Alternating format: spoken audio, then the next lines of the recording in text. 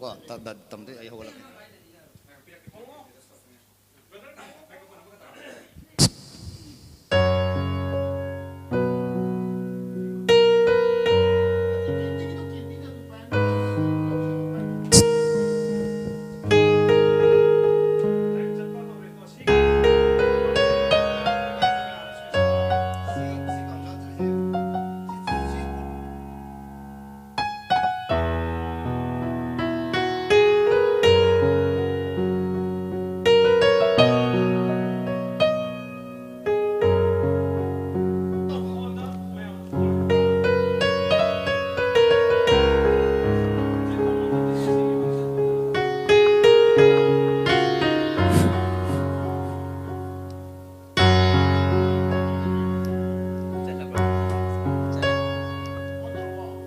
atau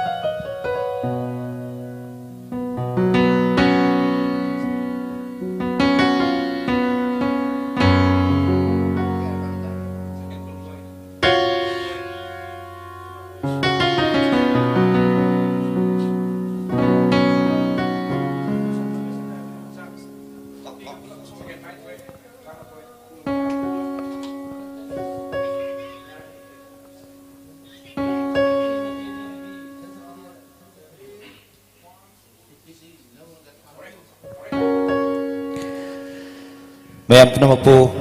Ravi Shankar Gi Maikai Dagi, Ravi Shankar Chingu Lechal Facebook page, Amadi Chingu Lechal YouTube page, na Taram no Chawagalo na Ikok no Nakurum Jari. Nasi Ravi Shankar Chingu Lechal Facebook page, Amadi YouTube channel Chingu Lechal Aigi channel ama Singamai 360 na guide tawidna channel ani si Hangduk Jari. Hari channel ni sibu mayam na nung sibiduna apung fan view haiduna han makta haijari ngasi studio dominant samadi Ravi Shankar Chingu Lechal na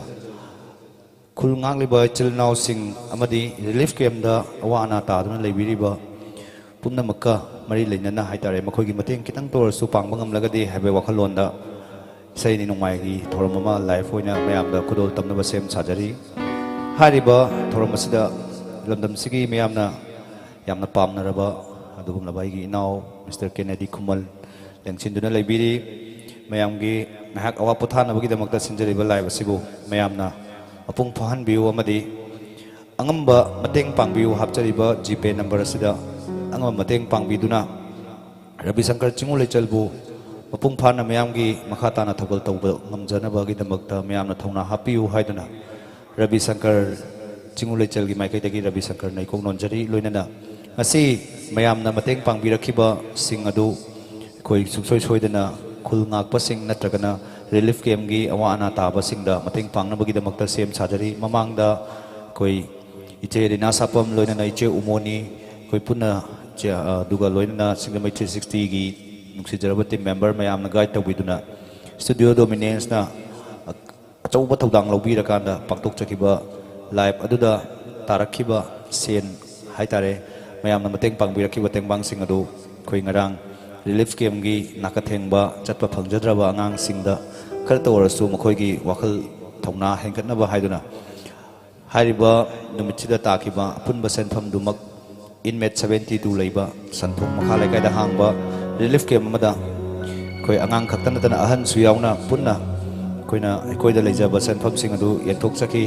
sumai tawdana kaigumba mayamna ngasisu nungsibiduna mateng pangbiragadi soidana maki mayamda yenthok chage haiba wafam sima ahan bada thamjage loinana Ravi Shankar Chingu Leichal Facebook page asibu follow tawsin view duga like share nambira mo loinana Chingu Leichal hariba YouTube channel asibu su mayamna subscribe tawbiduna Ravi Shankar gi hingnabagi lambi ma oigadawriba channel asibu su mayamna nungsibiu haina Ravi Shankar gi maikai pumna makki mafamda ikok non khulamjari duga ngasigi live asigi haidi chawba tawdang lobigadawriba aigi inau raja lengsindana leibiri inau raja ga loinana amadi singamai 360 gi koi team member mayam ama support tawbirakan ngasigi forum ase pangthok chaba ngamjabani haibasi masu mayamda ikok nonna thamjari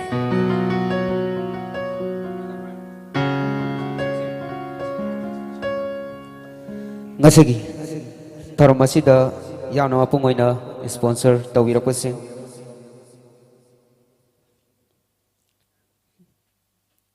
keyboard nganba maidenbam guitar Jiran Pedram Rajesh Mukrambam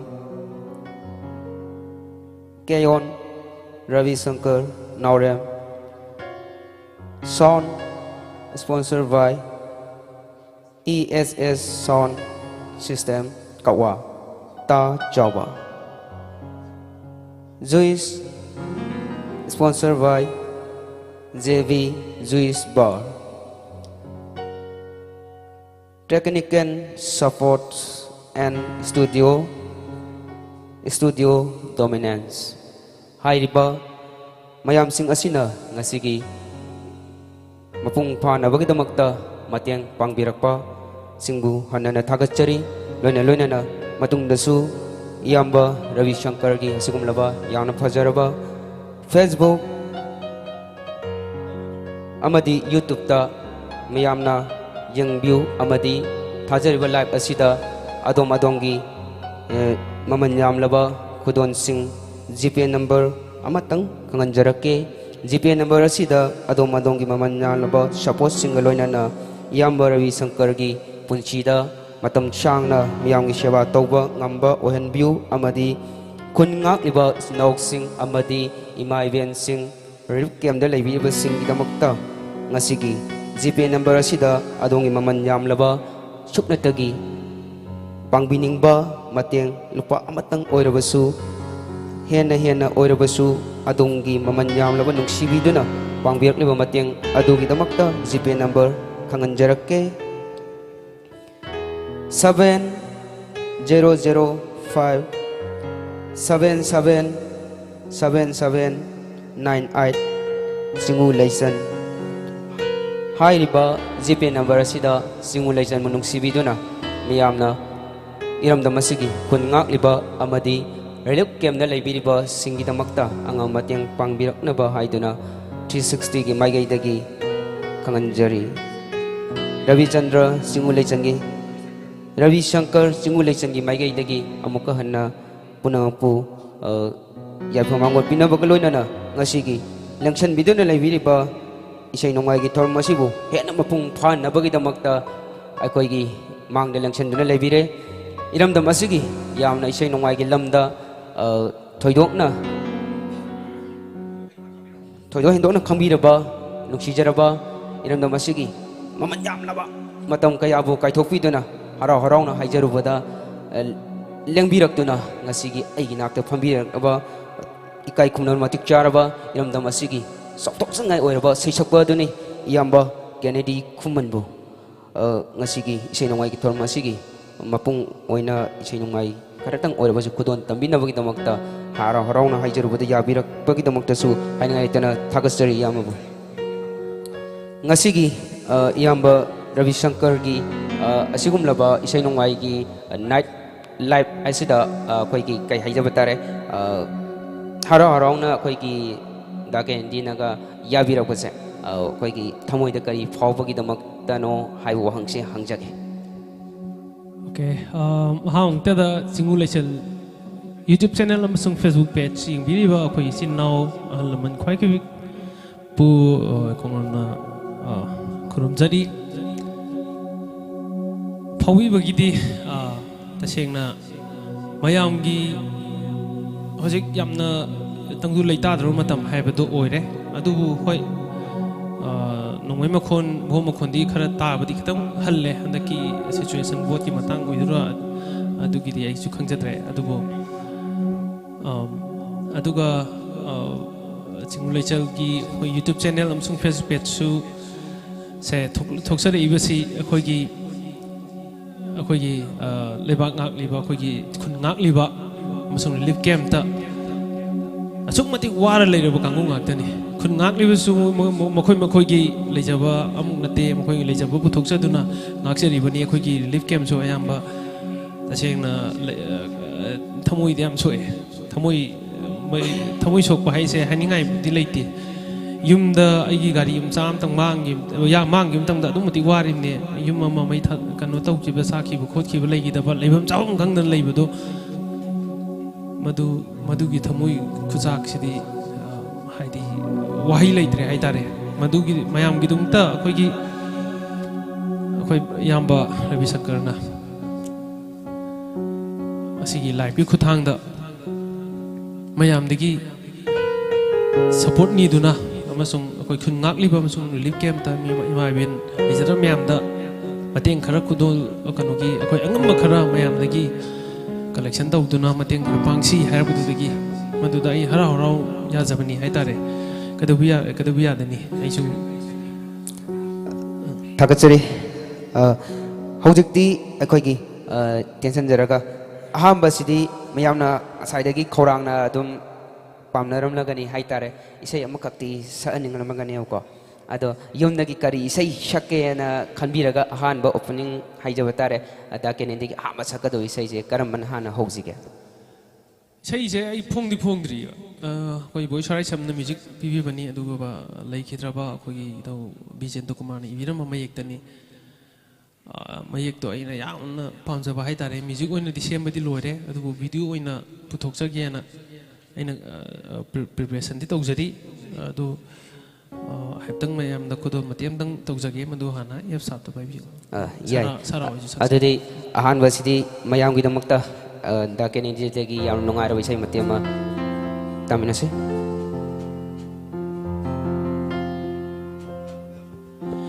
Emami नदी हाइनै नंसे लाइरबिनी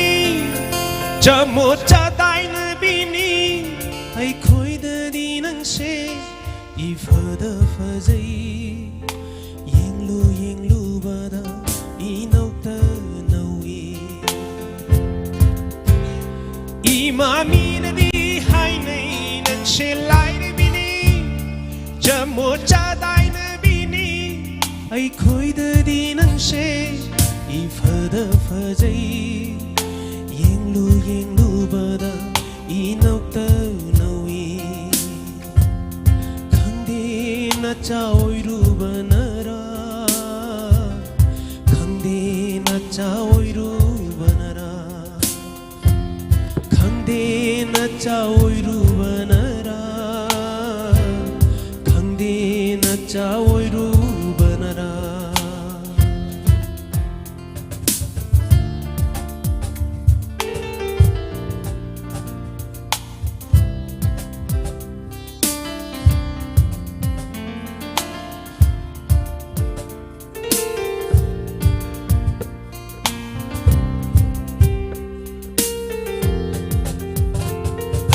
Jingkai luhub nabi Jingchang pereng na mai kai tara Changlin malhau nabi Hanau na kubla loyalam lonana Singya tamya isang kasang hanbi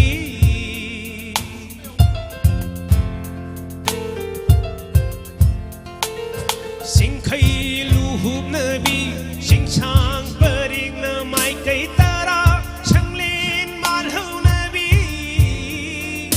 Hanau na kubla loyalam lonana Singya tamya isang kasang hanbi Shidabu phazai Hyderabad Thirabani mapukto Shidabu phazai Hyderabad Thirabani mapukto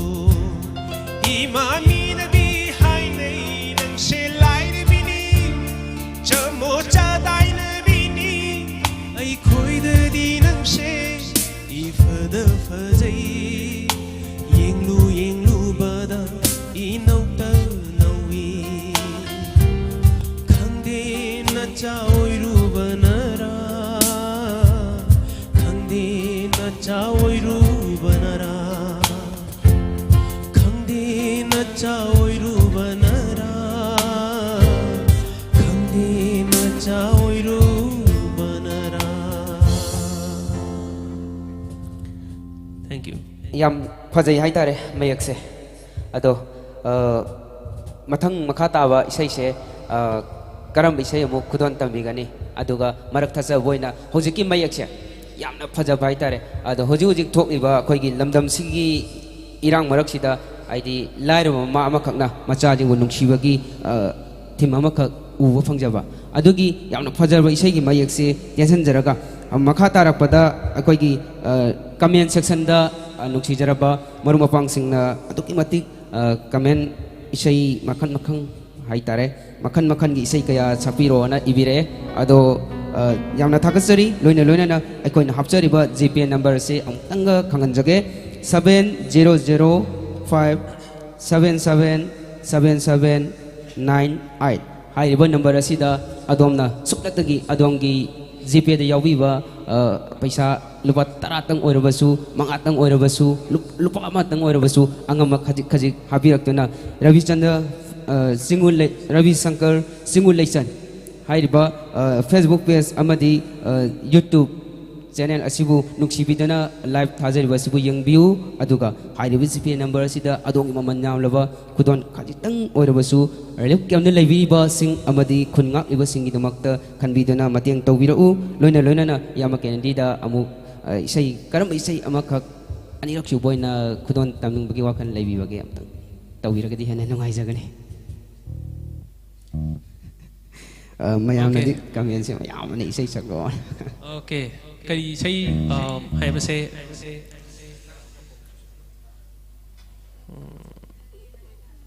naken thaju khale hai lauri japi ju khale hai ado ha nungsi de hai na su okay atapa hana sage yai okay mayam khanbirukpa kamin se maming budi pathuktabida adum mayam na khanbiruk isai aina su khangatjaraga haitare isai atapadagi adum hogjage Say kano tokse naken tha mayam na khudol toksage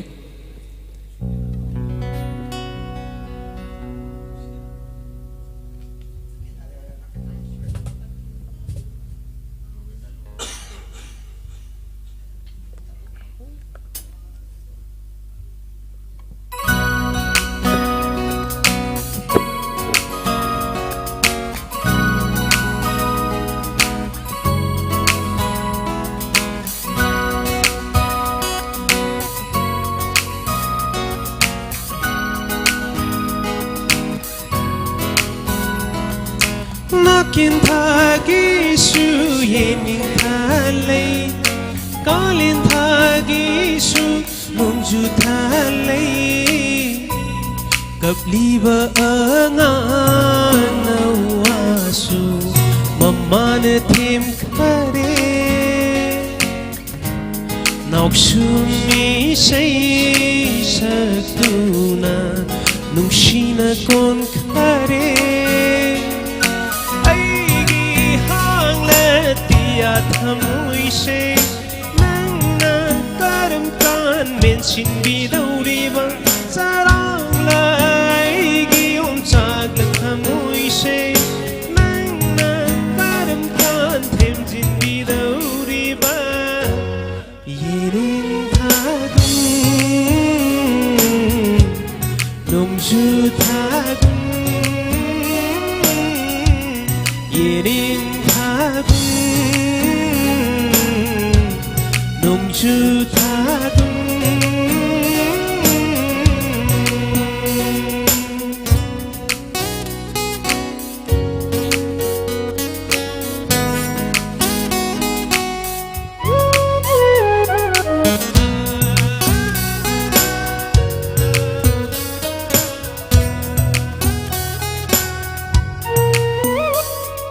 Ahing sang tum luraga yuki malang bena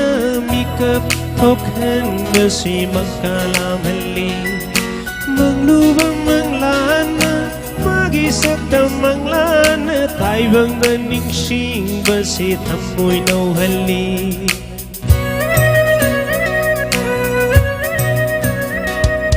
ahing sang tum luraga yuki malang bena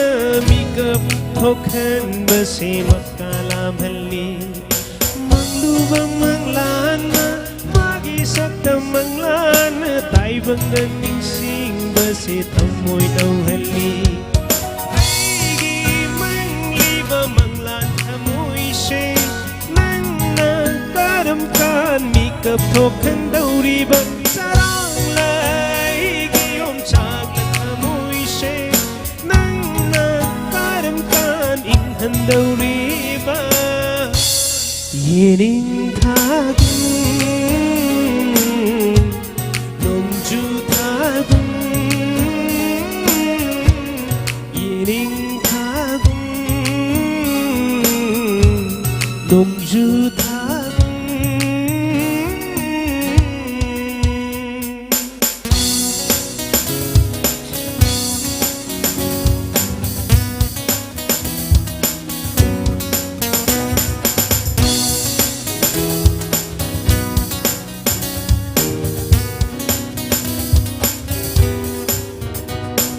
Wakalan na uringay amoy na tamlingay nung shibabu ay nalunakan jaba mipay tauro wakal sinakambal tauro nung shiba na wakal amoy lay tada na layhan ba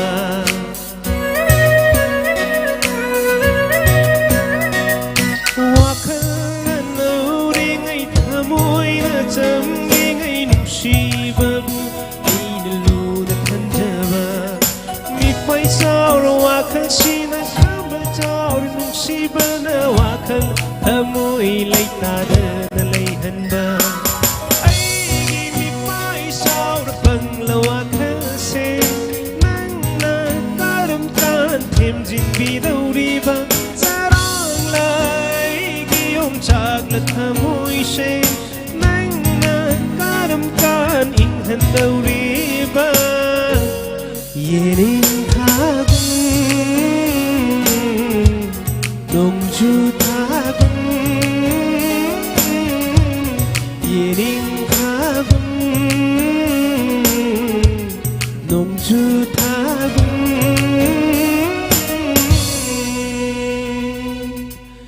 nakin thagisu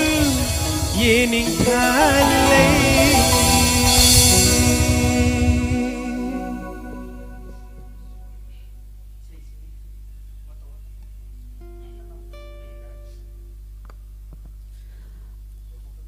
ꯏꯁꯩꯁꯦ ꯌꯥꯝ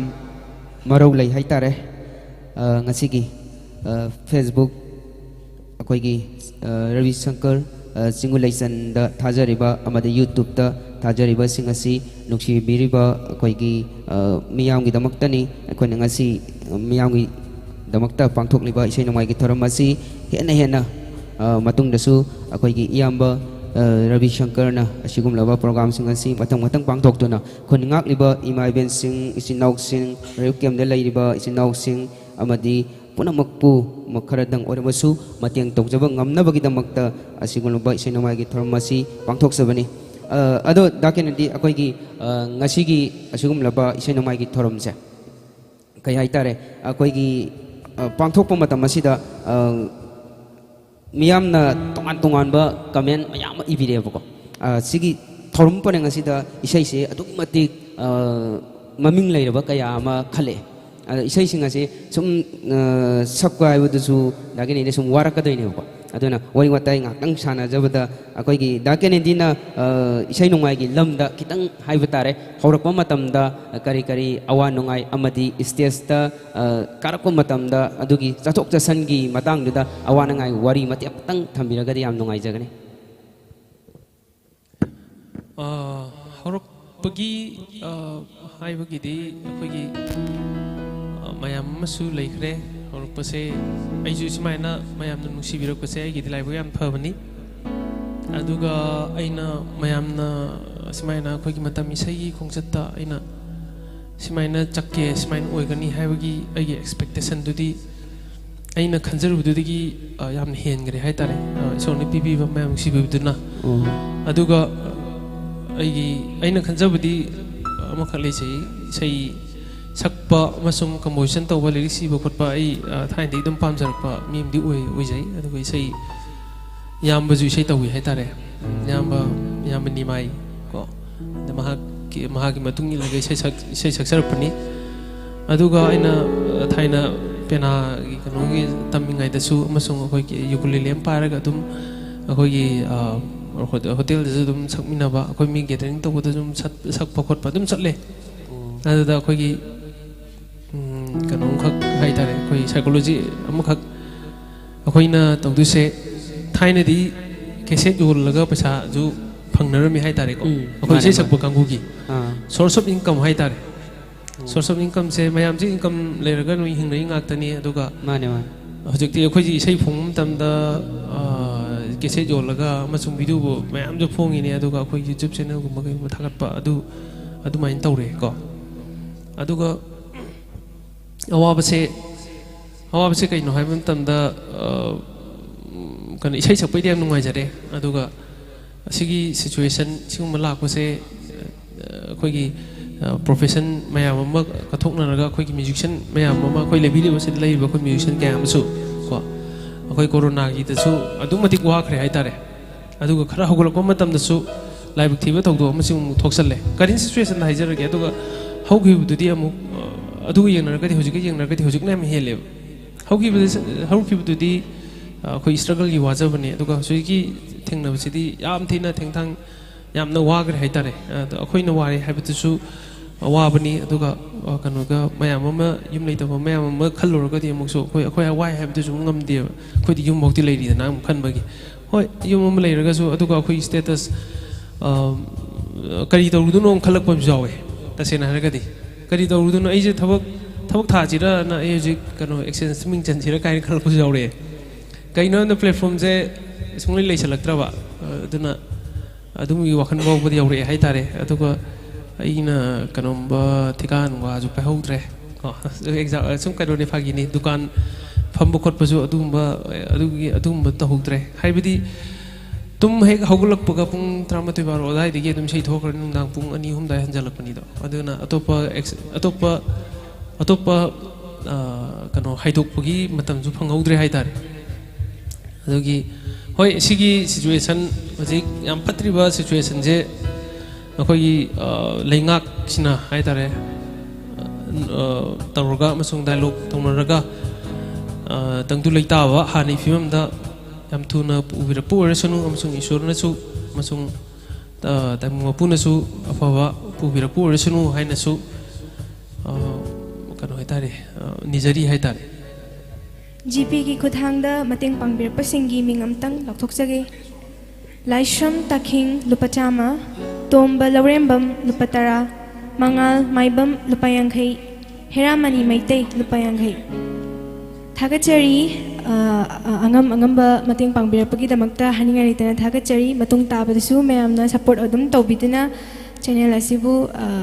kaino tawbiu support tawbiu aduduga mating su adum pangbiru leptana comment khara pathokchage da Arvin Soibum nasu comment fajaba ma bibire Manipur gi artist sing bulu na chana tawbiu mayam gi angamba level da khoisu honajage थागचरी da Arvin aduga isai dakine digi isai mamin chakpa khara lauri chatpi nungside haina ready fenat khanbire khudo tam nanjarake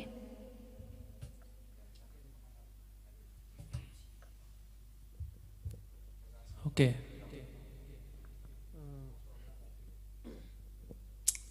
Say ahum masu khale say se mayam khanbir ko sulai daga ijan resma ga chu sakmin jage hai rei haijari hojik se arang mo saksira tapa saksira sini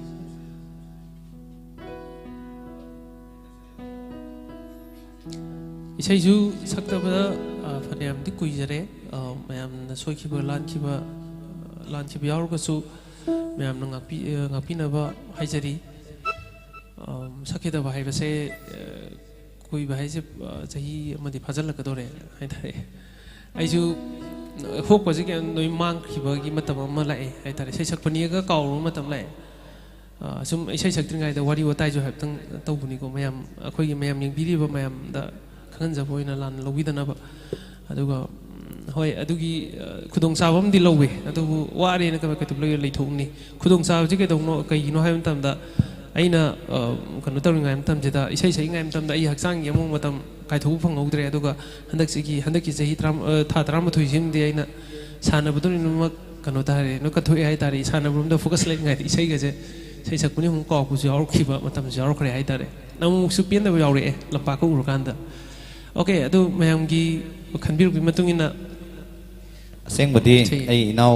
Kennedy se koi wangang ba khwai dagi haijada ba artist singi marakta wangang ba se khwai dagi tanjaba wangang ba khwai dagi kijaba artist singi manungda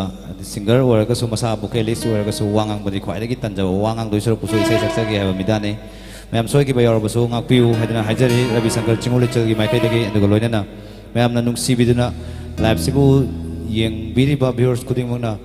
Facebook si follow to biramo aduga YouTube ki so subscribe to biramo haijabo wafam simutang Ravi Shankar gi maikai dagi konona mayam prom pukurom jari ai now Kennedy dagi isai makata na taminasi thank you ai support to bigidang ta yamba thakasari ado wangang ba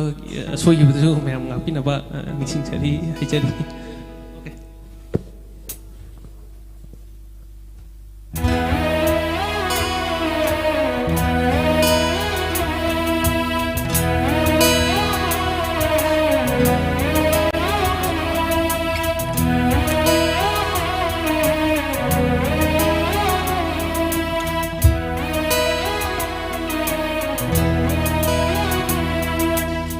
Nungshide hainai famda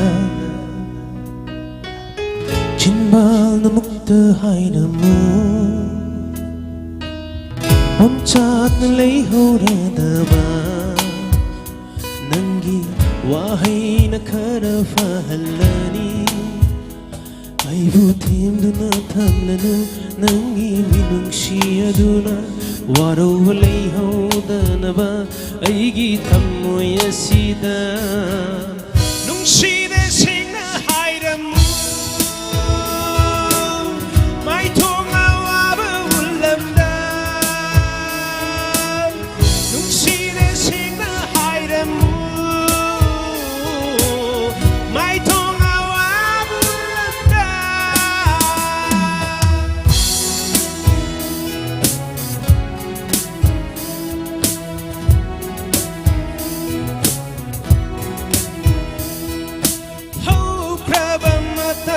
Mukhanna ningsing handuna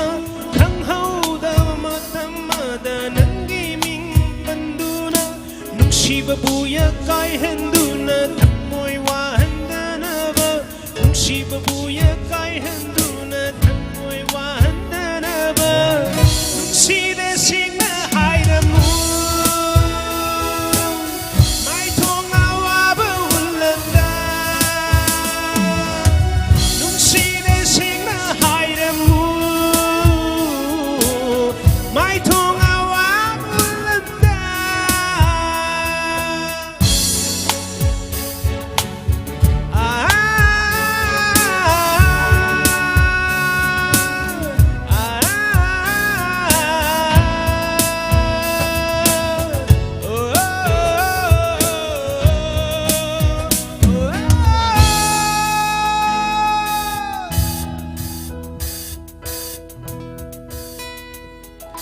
Nanga thengnakiba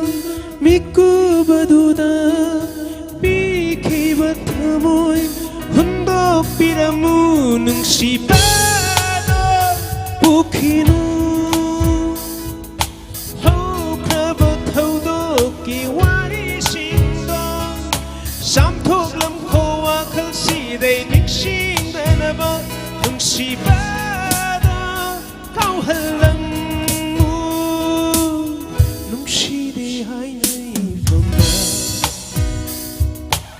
Jinbal na mutta hairamu Omchak na layhaw na naman Nangi wahay na karafahalani Ay butin na tamlanu Nangi minumshi aduna Waraw balayhaw na naman Ay gitan mo yasida Nung sida sing na hairamu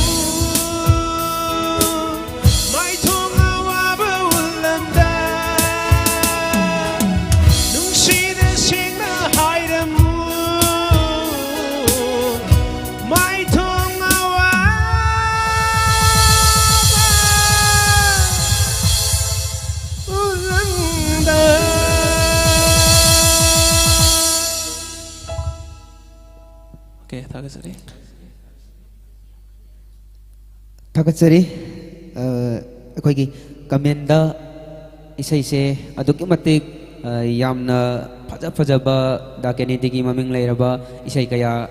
khanbire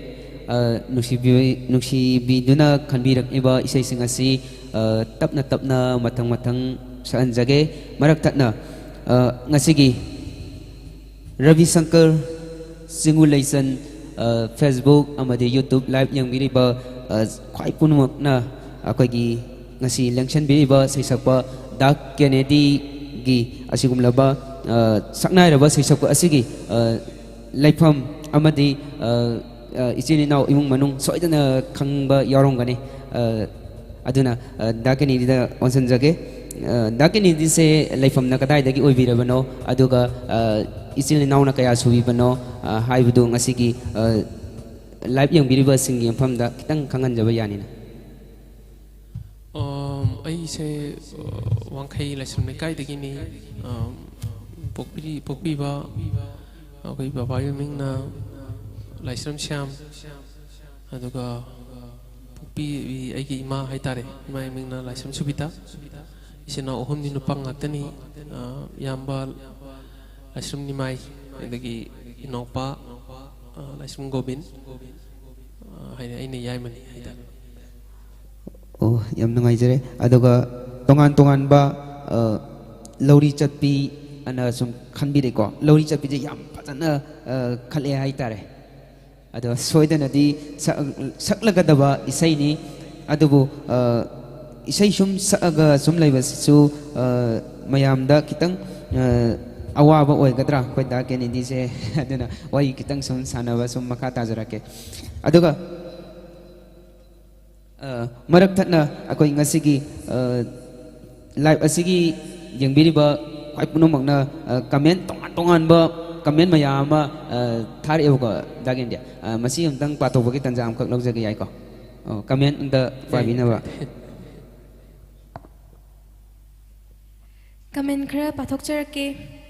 wakching thagi thoi humang sawon se yamba khunngakpa yamba sing inglamgani aduna noi sungayak sagatpa oinaba soidana sakjarake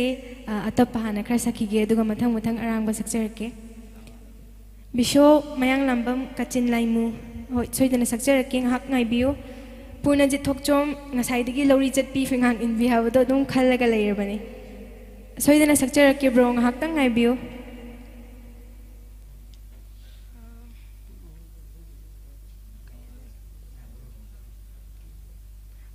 comment se ayambana lori chatpi sina ayamba oibani lori chatpi se hana sakjarage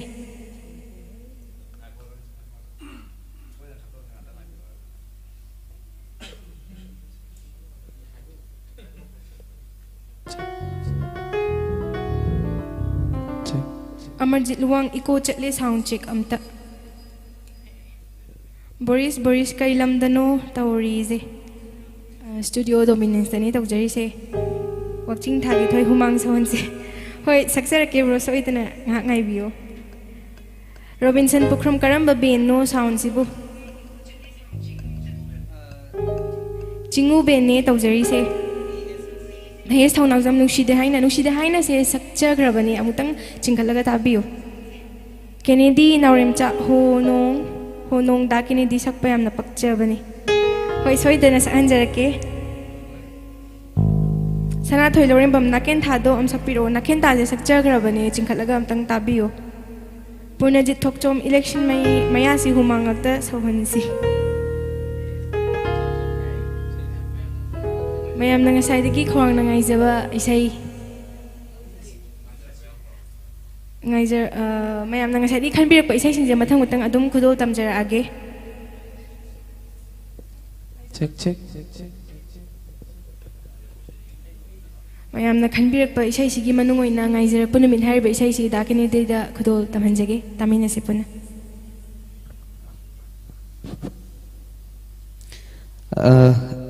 akoigi yamna nungai raba maming lai raba isai kaya khanbirak liba comment sing pathok sakrabi matung da akoigi ngasigi sisakboy na lengshan biriba akoigi da Kennedy ki maming lai raba akoigi isai sing gi kwai marakta lori chapi fingang in bi adai tongan ba maming lai ro isai sing ase da Kennedy ne hojik karamana sakbi deisa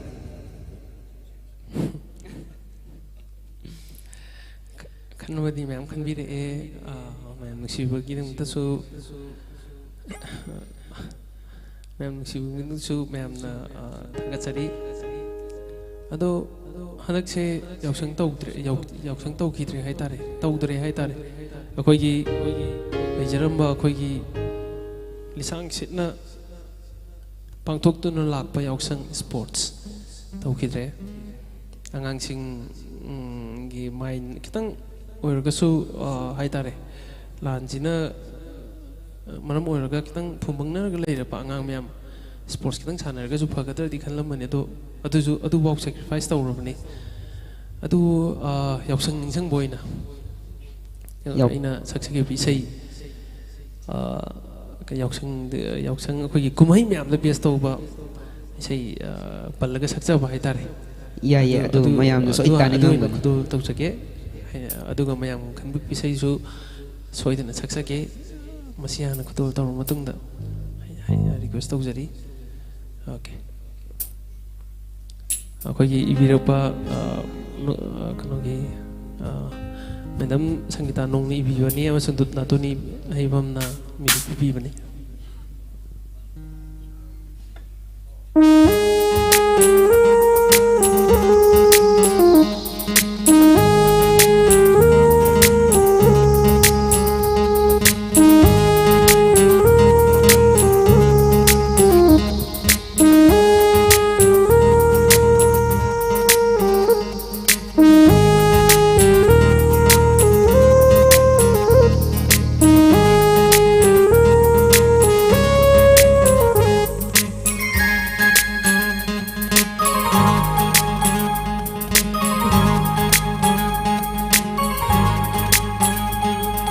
Ngaijarappa kuireda nungshi haiba yaruda mapung farna haki inna kulla thamoini ngaijarappa kuireda nungshi haiba yaruda mapung farna haki inna kulla thamoini ajaru bai hauna sa haijai matik yadabi mangasu lai halibi nungshi magul habibi atu laiti Ngaijarappa kuireda nungshi haiba yaruda mapung farna haki inna kulla thamoini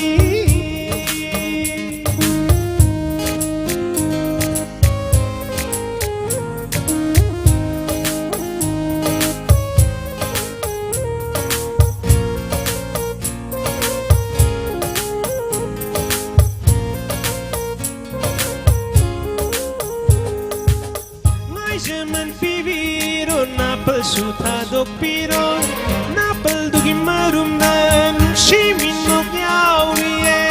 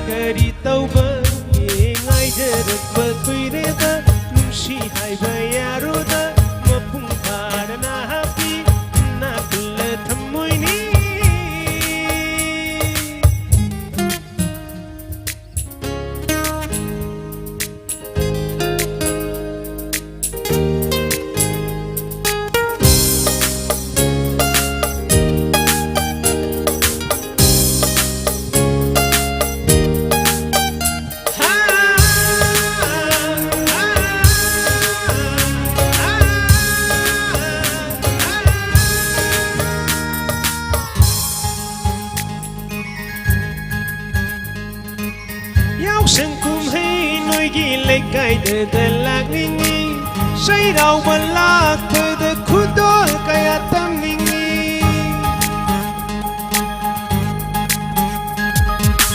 yau sang kumhei noi gi le kai de lagningi sai rau balak de khudol kaya tamingi ningol cha ko ba ning tham kumhei sing dai nang na ke ba duni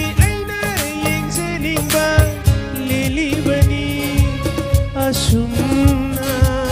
yaro gapa kari tau bangi ngai jere pakuire na nushi hai ba yaro ta mapung parna hati na kulle thamuini hajaru bai hauna sa hai chai mati kya dabi mangal sulai halli bi nushi ma kul habibi adu gulai ni ni ngolgi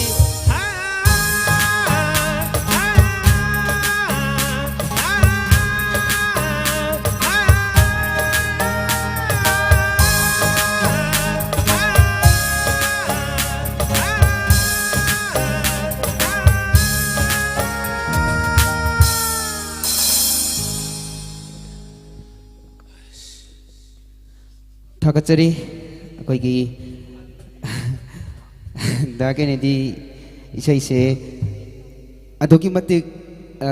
खंबीरे अदना ngahak potha boina comment sing ase ngaktang pathokpagi tanjam khak lawjage ko da gen comment pathok chan ge thank you nakta mo thaminas Purnajit Thokchom ngasigi program sibu pangthok piriba khwai punamakpu hainingai leitana thagachari maru oina iyamba chingmu leichal tawimal puknamakna kauba ngamlaroi iyambana poklubana maitai oina manipur kandaba yade angamba sintha pangthok piri adubu safaraba kayadi magi nupi angang soktri haiduna uchi makonda leiribani makhoibu iyambagi life sina hautokpiba oisanu Thagachari yamba Purnajit Thokchom adongi mamal yam laba comment sigi damakta hainia leitana thagachari lepa leitana su support tawbiyo comment se yam na isai ngakta khanbire e watching thagi thoina yamba Rabishankar amadi dagi nedi kuman bu thagat pa phongdok pire sigi damakta su hainia leitana thagachari Bisho konjengmom kakagi bema amukta please hoi choidana sakcharake Ivim cha sinam Robert icha wow neire kuire isai yengba fangdabase life khuding gi adum yengbiyo support su adum tawbiyo langol jam nanau exam lore wai shangle sakcharake Jordan khundrak pam kadai baidonom ta pun Boris chafu ga manari magi thamoi se si amta sakpiro hoi choidana sakcharake ngahak ngai biyo Kennedy nauremcha mimicry tawro mimicry je kara farak ta thu male sidi akhoi life nina tamora jada soidana ta honjarake makha ta na bibire iba comment sing je hanam tang pathok chakhige ayam bana uncle gi be ma samna khanbire e tamora jada mimicry je matang gi matungina adum thianjarake aduduga isai su Amarjit Luang mayam follow tawdribasing follow tawbiba kawbiganu please thank you Amarjit Luang support tawbibagi damakta Mangishana Nairan Fairembam Kennedy do tapta isai amta sabo khanjarakige sima Amarjit Luang stage mamangda fammaga yengba matam ningsing se mayam bu thagachari live thabirakpagi yaifare Amarjit Luang Gangmai sing chama ki mapu sagda o soidana sakcharake mayok ngambam puyam oza Kennedy matam pumbada afaba oisanu adu bozagi exam lore habado mutta tawbiro hoi soidana ta honjarake Boris kachin lai musisu sakpiro mayamna khanbirakliba isai singse loina soidan maki sakcharake mathang comment se yamandana paabasu loina ngamjadre aduga comment pathodaba singisu mayamna waro bigano comment se yamandana paaba nanghodabani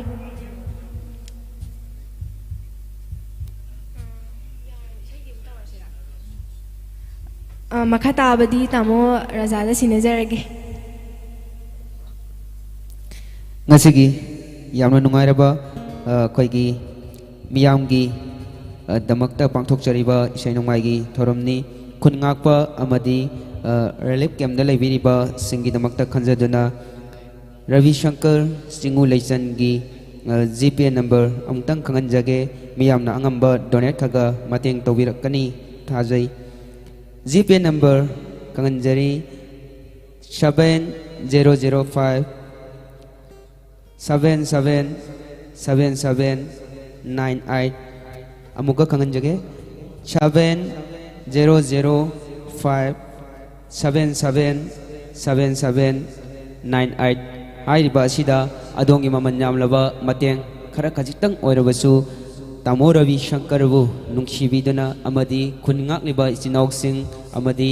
relief कैम्पना लेइबा तोंगान तोंगानबा इमासिंग इचासिंग इचिनाउसिंग गिदमक्ता खनबिदुना अंगम मतेंग पांगबिरउ अदुगा ममांगदा पांगबिरखरबसिंगसु तामो रवि शंकरगी माइकैदगी तोंगान तोंगानबा मफमसिंगदा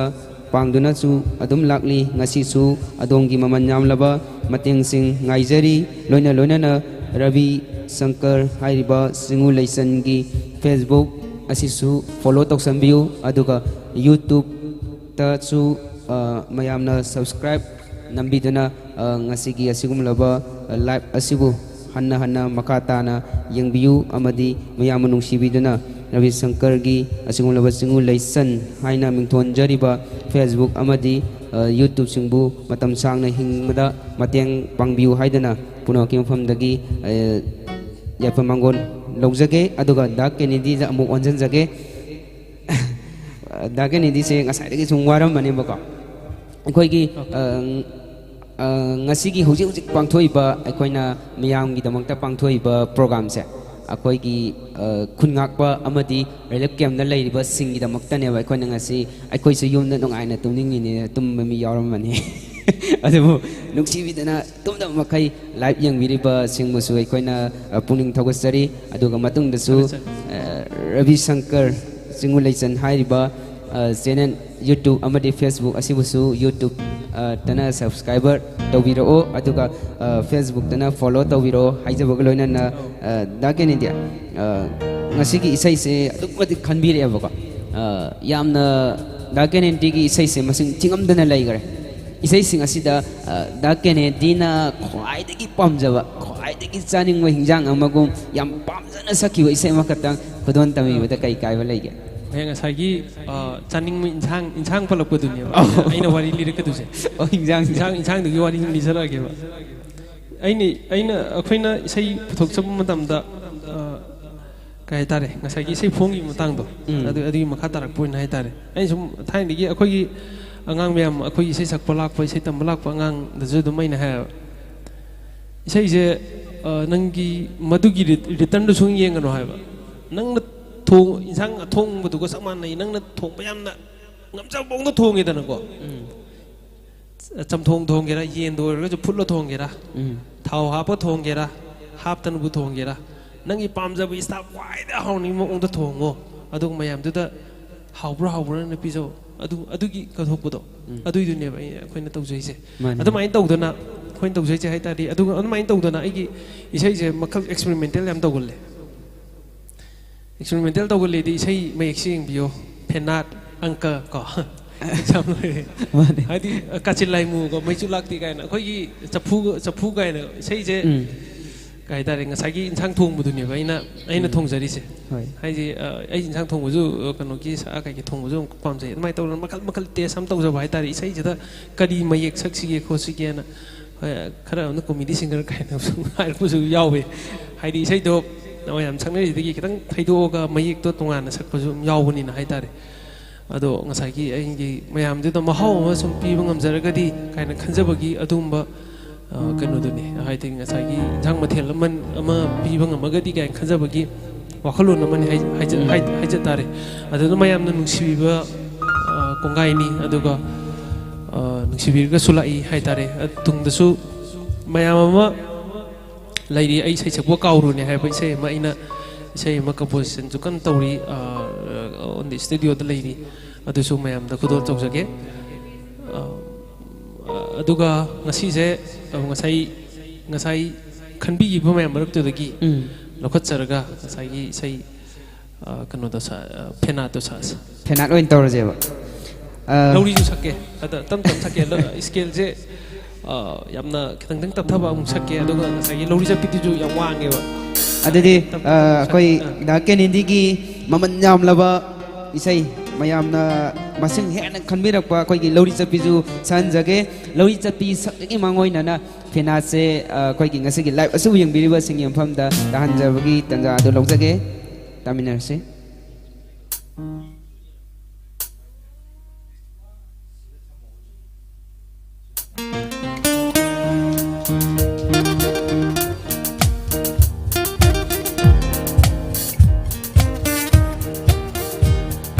lấy sana pal đâu ganu nai tom ta je ho ni nai tom ta ri hing ko pun si kui de go wa ko ka tom ko fen na an ni nang na oi ki fen na ni ai mi ye ki fen na ni se che chat mi na ra se lấy sana pal đâu ganu nai tom ta je ho ni nai tom ta ri hing ko pun si kui de go wa ko ka tom ko fen na an ni nang na oi ki fen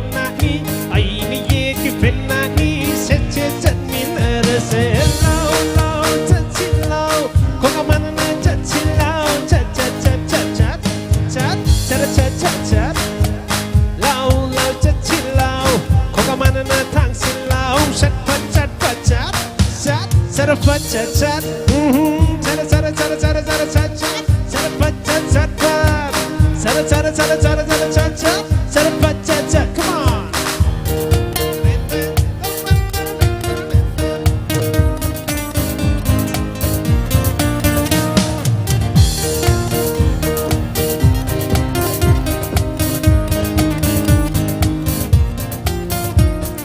Khut nam na khu bang ma khu thok ba hong na de su ni na khu ra di ma khu thok ma khu si tan kai na khu min na si pak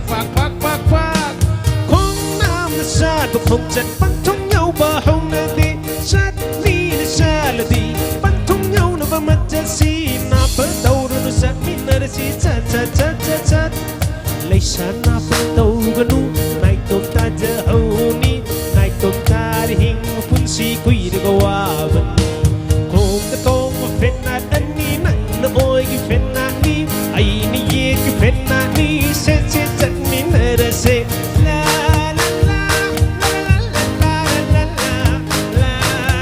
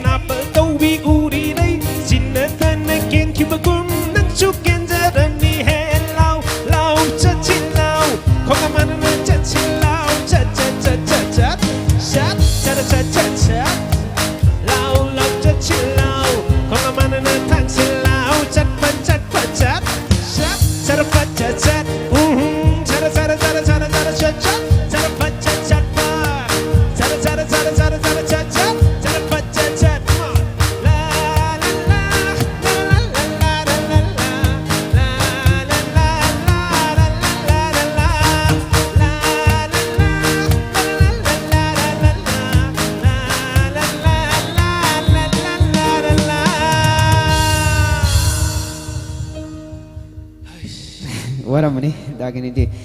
do dagen indi gi khoi gi sei mayak sing je seida sing se yamna natai ja da bai ta natai cha da bunati natai cha da wa haibi wa haida ko tongan ba haibi ga su en phaja duni wa hai adu tongan bai jira yamna tongan ba to bai ta re haidi natai cha da wa haibi ni tum sakre ba wa haidu da jugo cha da bu mi hor moi da एकदम मरैसे Kangana direct तौरे अखोई ngसाई हुमांग सौई गाइदो एक हाइरुदको अगांजिंगना pick अबोक्तको खितंग इंगदी अस हुमांग सौई गाइना तौवा हाइतारे अदो फरे यामना नोकनिंगबा मयामसु मथंग मथंग अदुम मयामगिदमक्ता थौगन फंगजगे हौजिक मखा तारकपदा तोंगान तोंगानबा comment मयाम पिबिरे comment सिंग असि पाथोबगी तंजा अमखतंग लौमिनगे याइको GP की खुथांगदा मतेंग पांगबिरपा सिंगी Ming अमुतंग लाउथोकजगे बिशो मया लुपा यांखै अबोय निंगथौजम लुपा कुन थागचरी मतेंग पांगबिरपगी दमक्ता केनेडी नाउरेमचा अखोई जिरीवामसे मणिपुर की काचिंदा लेजरसु इमा लेबाक की इरांग सिदा सरुक याजरी हराव कुमई चही की यौसंग पुनमक लेपचै इमा लेबाक से हानागुम शांति लाकपा ओयरसनु याइफरे केनेडी नाउरेमचा थागचरी कमेंसी की दमक्ता मणिपुर ना वाना लेरिबा मतमसिदा अदोमना अवाबा सरुक याबिबगी दमक्तासु हानिंगाय लेतना थागचरी अदुगा इसै उरी नाकेन था से आई ममांगदसु हाइजखरबनी दाकिनी दिना नाकेन था से खुदोल तमखरे अदुना चिंखतलगा हाइफितंग ताबियो इसै लौरी चटपी काचिन लाइमु ककागी बेमा हाइब इसै सिगसे यामना खनबिरे सोइदना खुदोल तमजरके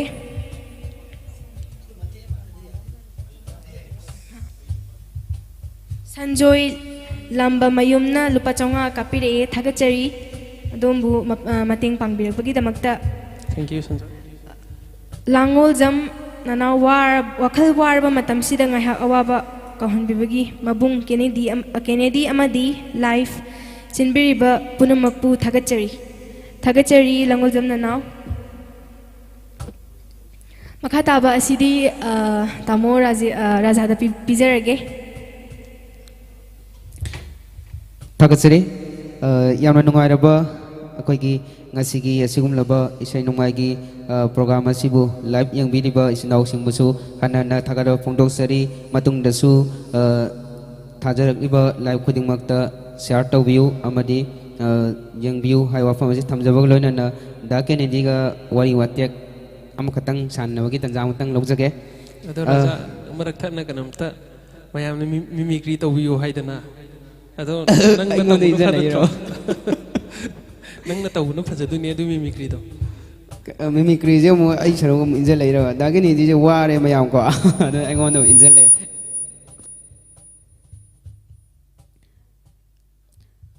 ado dagini dina kitang awawa pothabagi tanja ama pizza boyna dalog masang hatang dalog to aina mu kam kano to orge aina mu haidi anchor oirage ajing asigi mayamnasu comment su kano mayamsu hangbire akoigi mimicry tawbiro khotbiro na akoigi raja akoigi inause masagi ju talent adum khara lejawani ado mayamta masigi mimicry tawbagi tanja su amasu magi aiga loina na magi performance kitang yeminaraga mayamgi kanbir pai saido khotol tawjake akhoi rajaktagi akhoi mimicry gi akhoi mati amtang nominasi थागचरी गoi da Kennedy gi site gi ai dialog masang gatang mayam da khudon tamjage ai ji wa ngang je kaya haite koi da Kennedy su wa ngang ba haite ai da ngang punjal le aduga isai kara tabi ba pagi kara tabi ba ai bu da Kennedy ka noin torage khoi gi abok pisak ai yai ka okay matang sina khoi gi hauji akhona pangthoi ba program asida maruina thamliba them se khoi khungak pajing amadi relief camp da leirwa singda bes kitang tawjaraga dalwasi pangthok jage tawisi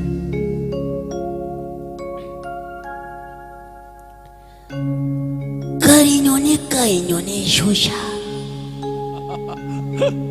lengak ashina toriba chibu kainone shosha Yengoy nakoy na inga ba nung chut la ba nung yura ba mayam ama aboki Facebook ta thagal la iba to loy na uy ko shola ba abong na din nakoy ginana talagda na kari mating ni pangani aduna ngasigi ꯑꯩꯒꯤ ꯏꯆꯥꯅꯨꯄꯥ ꯅꯨꯡꯁꯤꯖꯔꯕ ꯔꯕꯤ ꯁꯪꯀꯔ ꯍꯥꯏꯔꯤꯕ ꯏꯆꯥꯅꯨꯄꯥ ꯑꯁꯤꯅꯅꯦ ꯑꯁꯤꯒꯨꯝꯂꯕ ꯃꯍꯥꯛꯀꯤ Facebook ꯂꯥꯏꯚꯇ ꯑꯃꯗꯤ Ravi Shankar ꯆꯤꯡꯎ ꯂꯩꯆꯟꯒꯤ ꯌꯨꯇꯨꯕꯇ live ꯊꯥꯔꯤꯕ ꯑꯁꯦ ꯅꯨꯡꯁꯤꯕꯤꯗꯨꯅꯅꯦ follow ꯇꯧꯁꯟꯕꯤꯌꯨ ꯑꯃꯗꯤ subscriber ꯇꯧꯁꯟꯕꯤꯔꯛꯇꯨꯅ ꯃꯤꯌꯥꯝꯒꯤ ꯑꯁꯤꯒꯨꯝꯂꯕ ꯇꯦꯡꯕꯥꯡ ꯑꯁꯦ ꯍꯦꯟꯅ ꯄꯥꯡꯕ ꯉꯝꯕ ꯑꯣꯏꯍꯟꯕꯤꯌꯨꯀꯣ ꯅꯈꯣꯏꯒꯤ ꯃꯃꯜ ꯌꯥꯝꯂꯕ ꯃꯇꯦꯡ ꯈꯖꯤꯛꯇꯪ ꯑꯗꯨꯅ ꯆꯠꯄ ꯉꯝꯖꯗ꯭ꯔꯕ ꯑꯍꯜ ꯑꯣꯏꯔꯕ ꯑꯩꯍꯥꯛꯀꯤ ꯃꯇꯦꯡꯗꯅꯦ ꯏꯆꯥꯅꯨꯄꯥ ꯑꯁꯤꯅꯅꯦ ꯄꯥꯡꯂꯤꯕ ꯃꯇꯦꯡ ꯑꯁꯤꯒꯨꯝꯅ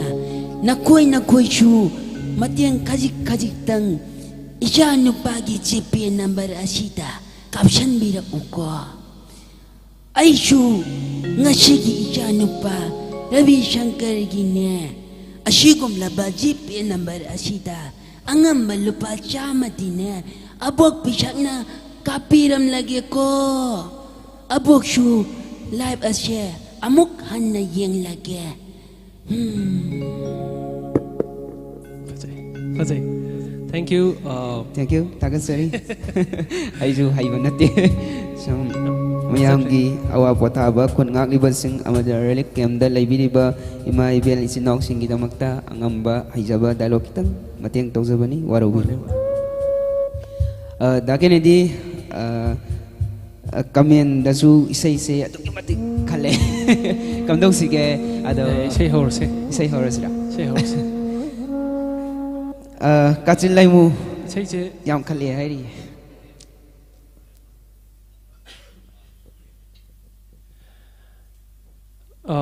Koi ngasi ki live koi ki yamba Ravi Shankar koi ki live khwai digi thijaraba yamani koi ki akhoi gumna mimana basu sabu de ade haidi ubagi sakti su yana kanu tokjaraba haitare ma ki thongna se adumatik su lai amasung mi manna hekta smaina mayam nuksibi bagi haitare koi studio dominance amasung yama koi sound ye amasung musician yam mateng yamana mateng pangchanlaga amasung khungak ba amasung koi relief camp kidamta mateng pangji haidana koi chongthokjarpani masida koi yengbiriba ko yengbiriba viewers haitare mayamna mateng pangbiyu share tawbiyu ayamba aduga koi pa matursu ani dorsu haitare contribution tawbiyu haina amkana su haijari okay mathang mayam khani pisai dagi lakhachage marak thatpo ina haitare marak sida koi gi ithanda sakpan tawa duet song ama hana sakchage aduga mathangi karche laimu aduga lawi jatpi aduga mang chawi koi khanbir pom mayam ama ina kodor tawsarage ai ichanupi amtang thokbiraklo sida adum phamiro ai gi ichanupi resma la somdai phamana phamatu yabra sida phamasu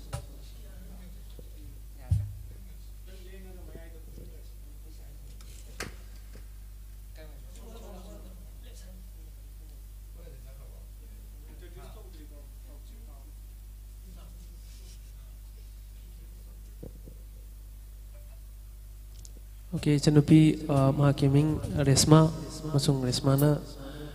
mafam kawai tenu kan mafam kadawai tenu address mayam self introduction su tobiraga sai se hominar se daga Yingbiriba mayam punamakpu kongnana khurumjari aigi ming resma yingkhom ai moirang chonglau bidagine ai sei tambase hogolakpada ngaijari aduna mayamgi seba tawjabada soigiba lankiba yarbasu ngapiyu mayamna resma gidam da support tawiyo amasung koi isai original saksakibadi koi puspurani ga samin zakibani ngasi resma ga kudol tawjage mayam enjoy tawinase okay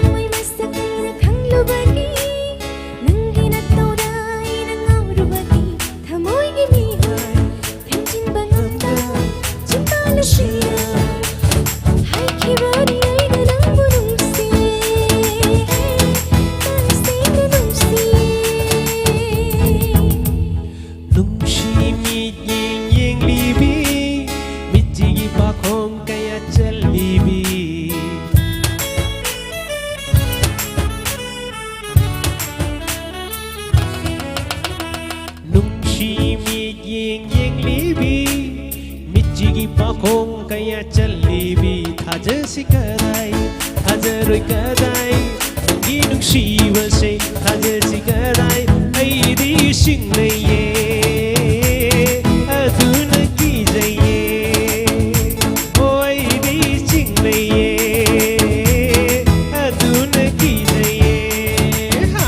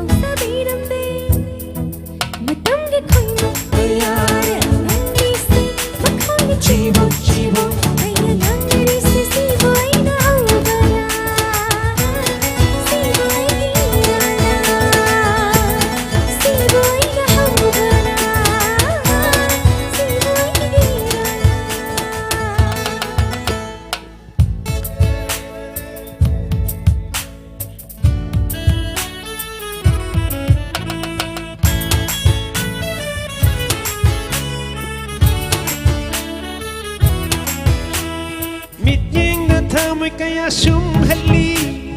ꯅꯐꯝꯗ ꯅꯨꯡꯁꯤ ꯀꯌꯥ ꯍꯥꯏꯔꯔꯤ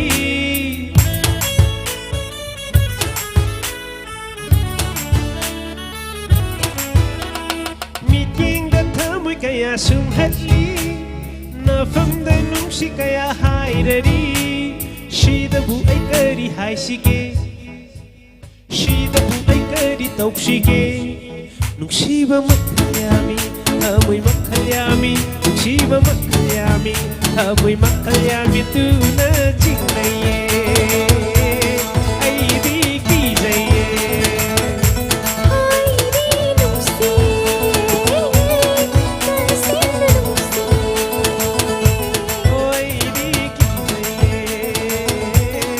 ꯇꯨꯅ ꯆꯤꯡꯅꯩꯌꯦ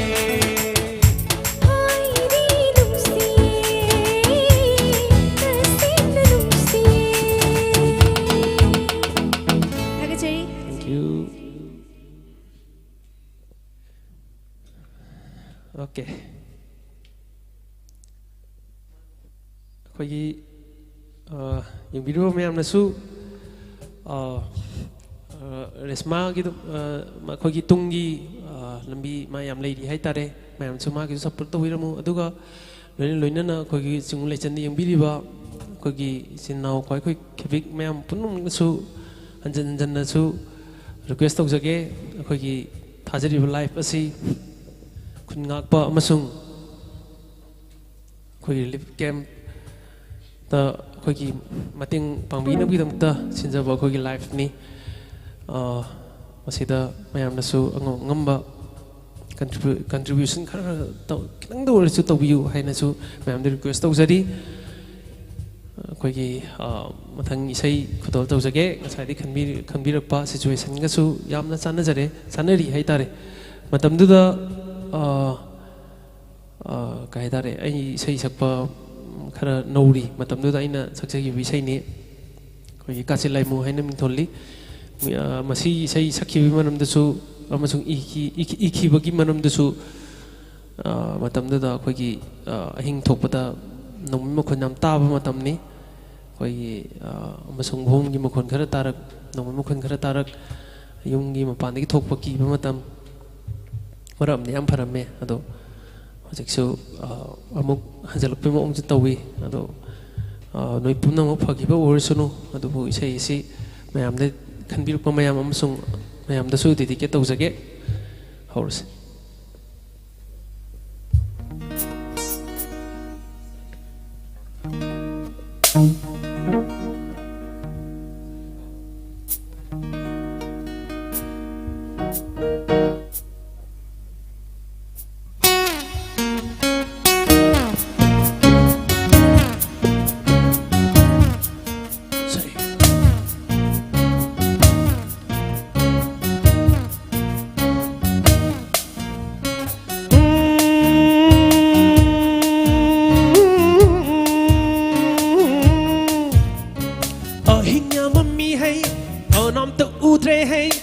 ไว้ป่านไม่ยามชูมากูนะจังเคร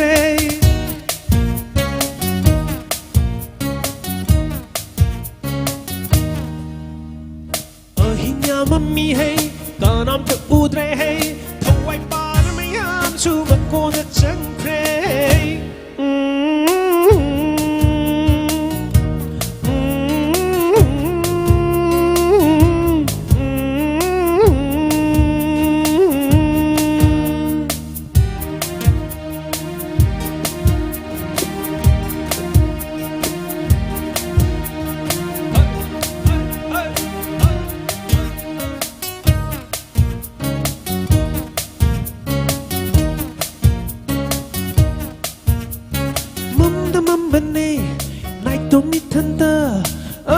Sina ay di kisilak lena o kachilay mulam ta thang je na ti ki di say thawai lo ba nong mai pai ba du ne ki di say kana nom te thok se hang o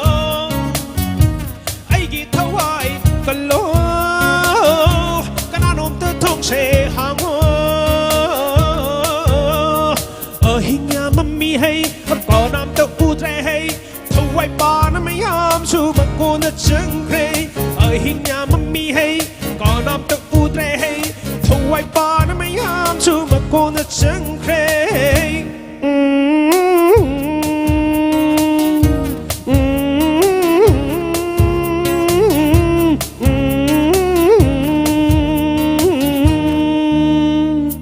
ชิดเลวต่างลูกชีดานายต้องมีทันเตอร์จับตัวที่มันลำบิชีดีอยากกีบนักทะเลชิดเลวต่างลูกชีดาshe di even in Talima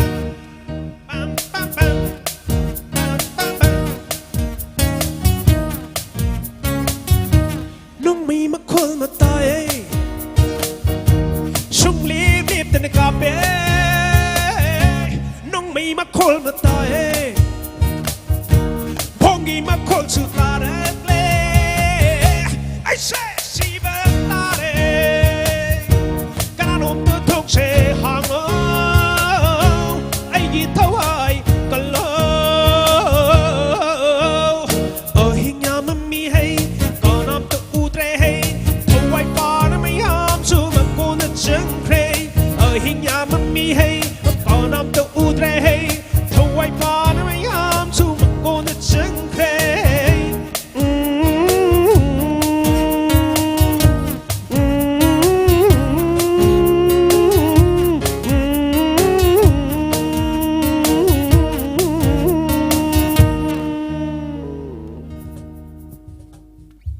Thank you.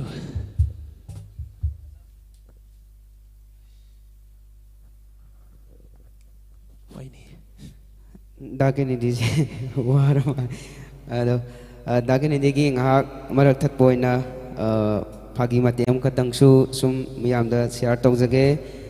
yengbiriba singbu su ngahak awa pothabagi tanja lawjage dakin dia kai dialogue tawsige Dialogue se nang na tawbut impact ta picture bani ore ne adu di ai lidi singula ki oina sanatun khonjen do matiam yaina ta se mayam ta ji ka dagi ting hak tang pothan ge yeng biru singi amuksu awa potha boina ai phagi matiam tawjage lidi singula ki khoi gi ngasigi son Daidi akhoi ngasigi orchestra sing breakdown patana hapiro sanatun khonjen da akhoi gi layen bagi matang do adu bangtom jabe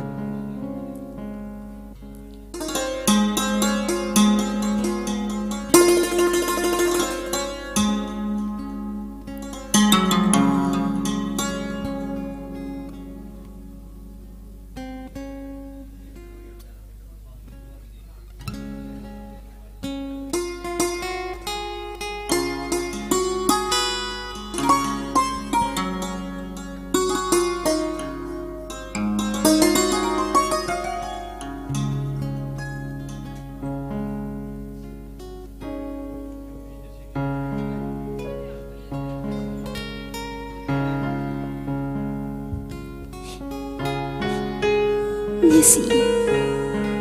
ngisi ngisi Lady mong ta sida Sali bilay singasi Asa malay matanati Hitalar kitam tira balala duda Singam na nasigara ba Taway singyo na walang malay singne Amam tapay ko Amam tapay ko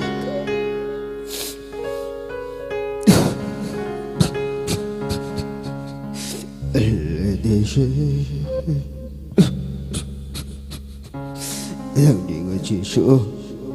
Lem thì lấy răng lên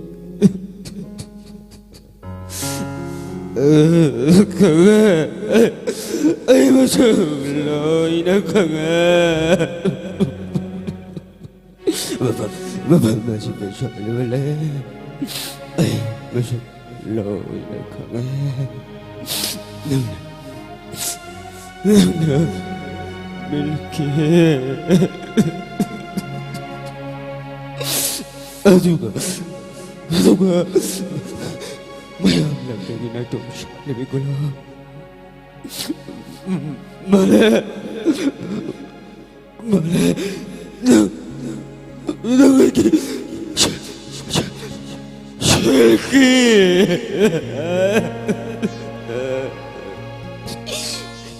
No Masoy Nakanano masoy Nakanano Ikaw sa gini sumandi Hayo nakanano ayo Shelky Ay nani Bori Ay nani bori ne No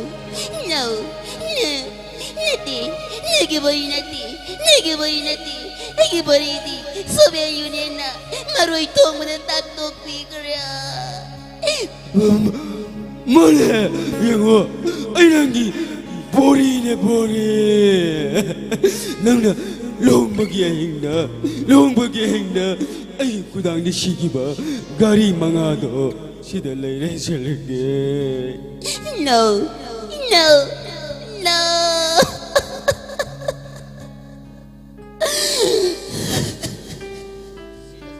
Thank you. Yamna original ta na tapi thagachari now raja asi Ravi Shankar Chingulai Chal gi pesida studio dominance ki achauba thodang lawiri ba ai gi yamba Tamuratan gulojana Tamuratan gi team aina ming khangjada basu yaure luga 60 gi nupsijaraba inau sing kayama duga damdam sigi miyam na thodo hinuna pamnaraba sai sakpa mayam gina haidi kenadi khuman ai gi yam nungsi bai nau ne se gi live sida pum phan bibagi damakta thagachari gu yengbiri ba mayam da haijaning muse khoi ngasi jipe gi kuthang da la iba paisa sing se koi mamang da so dum ngarang gi program du gi caption da mateng pangbi rakhiba mioi sing gi list thagachaki bane duga mioi ke ada paisa ke ya thoki haibadu masu dum loina na ai thagachaki bani ai gi di mayam na nungsi biduna lanai oina mateng pangbirak po sing duna ai gi ni aduga siguma program sida mayam na mateng pangbirak hibu sing sidi ngamliba makai wana taraba sing relief ke moiro khulngak po sing moiro du da katok chake haba wafam si mayam na thamjari ai gi sendong di aina ngasi sai nongmai tawjara roi khulai phawbo yonjarage haiba matam du da singdamai 360 na ibu khungat piraga haitare ai gi page ama sembi rakanda YouTube channel ama Sembiraga sumai tau da tamo live khara tausi haidana mayam na hadi mayam gi mapan dagi haitare singdamai 360 gi guide makhada ai hona jarakpani duang asidi tongan ba hadi singdamai 360 gi su technical team moina leibiba tamo studio dominance ki moroi ba thodang lobiri ba Tamuratan singdamai 360 gi team member mayama nungsi jaraba yamba tamo itin maiba adum ayam matam da thowal dagi live ai live numita kari kari soya pa lai rege adana yengsin biba dum lakpiba bakhoi mayam sigi mapan ngasi aina sigi pibam se yaujarapani adu aigi sendong hairagadi YouTube si mayam na nungsi bidana subscribe tawbiraga monetize tawhon biba amadi Facebook page ase monetize tawraga dudagi lakpa early income macha aduna aigi hingnamagi lambi ma oijage haba wafam sini mayam da thamjarigi se इनाउ Kennedy ngahak break lo boy na haitare aigi chanapi resma dagi chei amani kudol tamanjage mayam na soike lanki bayor busung akpiu tanja sida kudok chabulok jaraga yausagi maini haidana mingthon jaba ko audio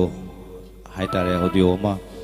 keno tawjakibani release tawjakibani that 20 ga 21 do eba maliko 21 da release tawjakibani singam 360 da hai riba isai sigi mayek ibirakpa tamo ke wahengbam nugai sai se ai sana surpan jaki ngasigi live sida haitare sengna koina orchestra nekpa duga camera nekpa yam chauba effort amma change dubu puna maksi adi ngasi guitar pai diba ngangbam dagi ai now jiransan duga pet pai diba ai now rajesh thana upi dagi ni duga ai now ngan ba ai di satra ne ai ngam siba ngang ngam oiring dagi ai nakta ai ga huduk minara pa haidare ai di ai gi sai career sida ai khud yet oi ani mak makna thai ai chaisu oiraga si phauba ai gi sai career se luxury hai ri bainau sing sigi am chawba contribution ga loina ngasi mayam da khudol tamjari ba lai ba se soi khilan ki ba sunga piu haidan hajari loksangi mai ri hai ri ba se mayam na khudol tamjage live oina amukta haidi koi track ta sakpati ta khre dabu track na tabada haita koina live oina thinja khongjaraga instrument kharana haita dum yana ba thinja khongjaraga sakjage isai se loksangi awaba nanglaba displaced person khaktan natana koi yausanggi kumai sibu yaw phangjadraba maitai leisabi kaya da dedicate tawjari especially tamo ke wahengbam nadi mayek se sukimatik phajana ibirakpani adubu aina surpan bada son gibanara mayam na soigilan ki bayarbasu ngakpiu haidan hajari esmai sai saksi ko isai se mayam da khudol tamjingai mangoinena sel gi tengmang bibirak pasinggi mingam tang lapthokjage lama bamayum sanjoy lupachaunga somo salam lupachama itin maibam lupachani kakase channel asina hodorpadagi hongna chauna support tawbiraga adum angamba mating pangduna lakiba kakane kakabo hainga litana thagachari malinganba mutum lupayangai rakesh luwang lupa 40 amarjit khetri lupa tara bangmai sing lupa yangai biso konjengbam lupa kun sonika oinam lupa yangai Thompson Namaram lupa yangai Jitendra Sagol Sem lupa chama Loya Thokchom lupa kun Tomba Haikam lupa yangai Sur Ningthozam lupa chama Lukram Thoi Thoi lupa tara Raskumari Sunita lupa chani Edition Ching lupa tara Tengbang Biba Mayambu Hainingai Litana Thagachari Isai Khudol Tamjage Soi Kibalan Kiba Yarbasu Mayam Nangapigani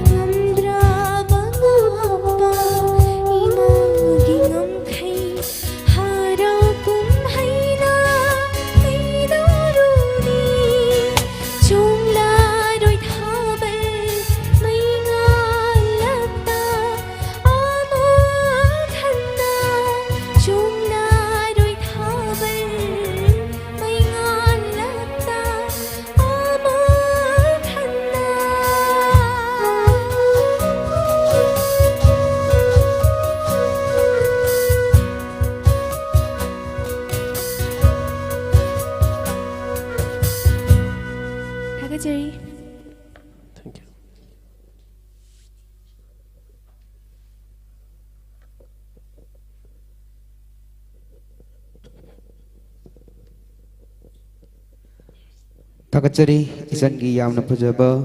isai miyamnasu kamenda yamna nungsi yamna phajai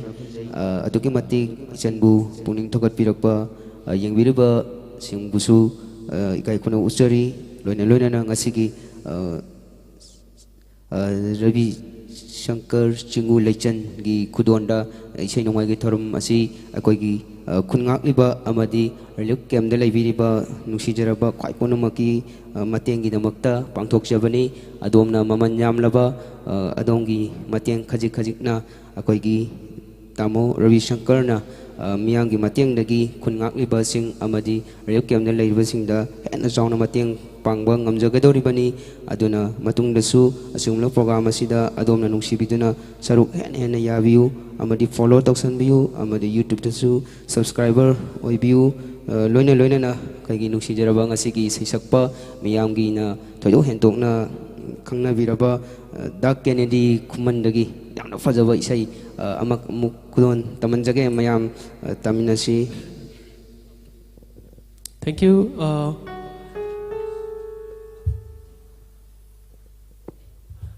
Okay. Ma'am, isay kaya am sukan bira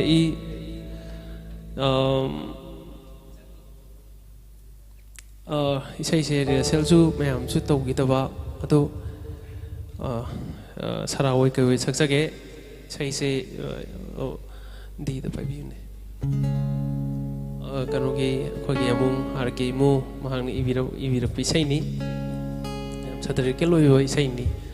koi na wa da war kan da mai su lak ta ba adu mathak ta mu sun nong su san ba aduga adugi matam du da lai su lai te mi su phatte na adugi matang da ibirak pa wa da war kan da amen wa ba hapsan bhai ta adu matang da ibirak pisai ni isai isai rehearsal tahudre ado mayamna khanbir matung na isai isai khudal tawjage si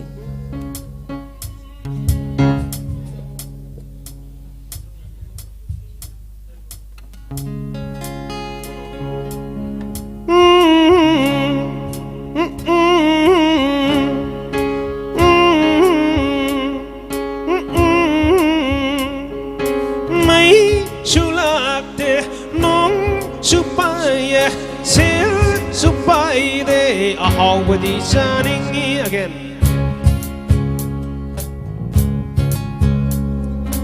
Mai shulate non sutaya sel supai de ahaw badi janingi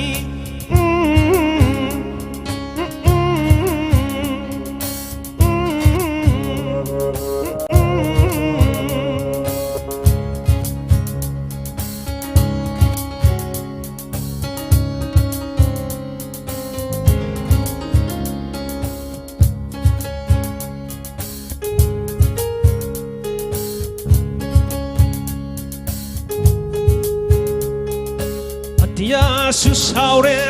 nalem su motle chatna bi su soide lek tong bana lek thole wai ku pu bina do lai tong bi wa bi re ai hin ang kap li se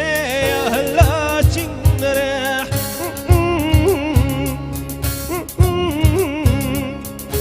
atia su saure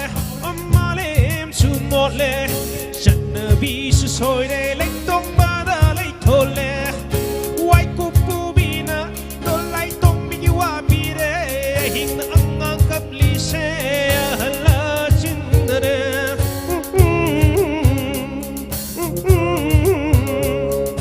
mai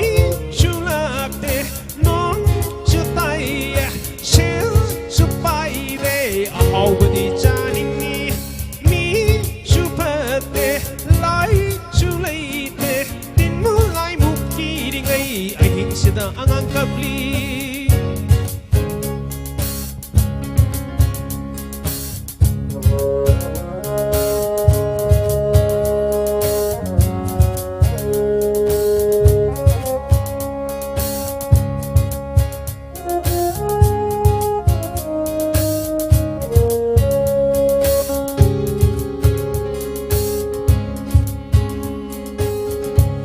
di sat bangam la roi lambi se war di marup lai roi tai mang se khang na khangan bi re ma pok se lu ko ko len thadrak le hin sida ayo hai ru ra di nar bui ning khagani tai bang sina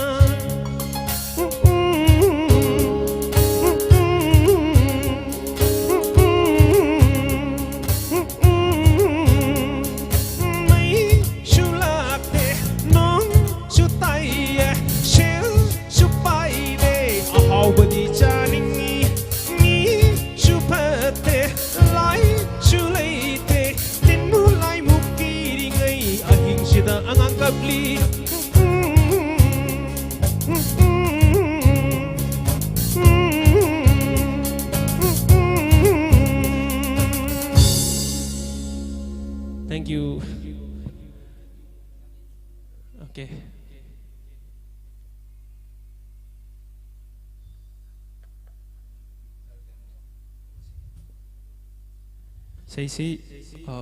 ꯃꯌꯥꯝꯁꯨ ꯈꯟꯕꯤꯔꯛꯄ ꯃꯇꯨꯡ ꯏꯟꯅ ꯃꯊꯪ ꯈꯔ ꯂꯧꯈꯠꯆꯔꯒꯦ.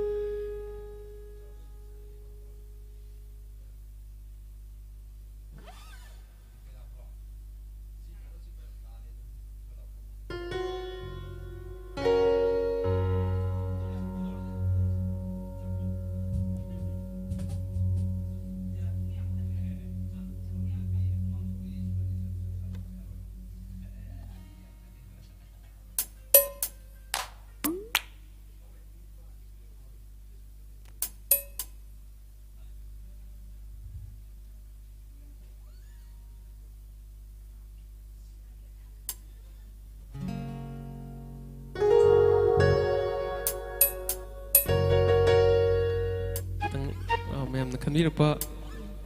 ꯃꯊꯪ ꯈꯨꯗꯣꯜ ꯇꯧꯖꯒꯦ.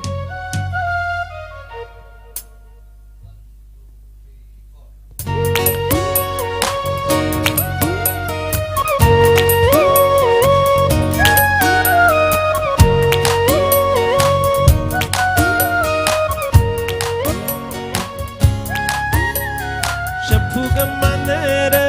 ꯑꯩꯒꯤ ꯊꯃꯣꯏꯁꯦ ꯀꯥꯏꯕꯤꯔꯦ ꯅꯪꯒꯤ ꯃꯤꯠꯆꯤꯅ ꯁꯐꯨꯒ ꯃꯥꯟꯅꯔ ꯑꯩꯒꯤ ꯊꯃꯣꯏꯁꯦ ꯀꯥꯏꯕꯤꯔꯦ ꯅꯪꯒꯤ ꯃꯤꯠꯆꯤꯅ ꯍꯩꯊꯔꯒꯦ ꯑꯩꯒꯤ ꯅꯨꯡꯁꯤꯕꯅ ꯊꯜꯂꯕ ꯊꯃꯣꯏ ꯑꯁꯤꯗꯒꯤ ꯅꯨꯡꯁꯤꯕ ꯑꯁꯦ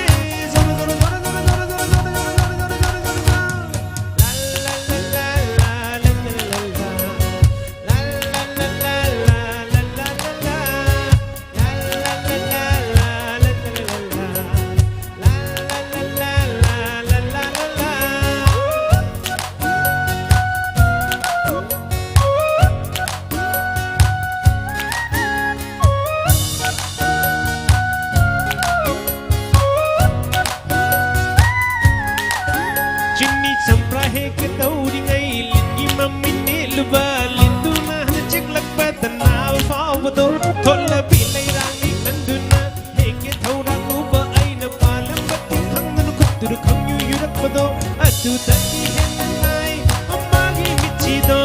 o maidgi hen sai magi michido o ayo yo yo yo yo yo yo yo yo yo yo chaphu gamanara aigi thamoi se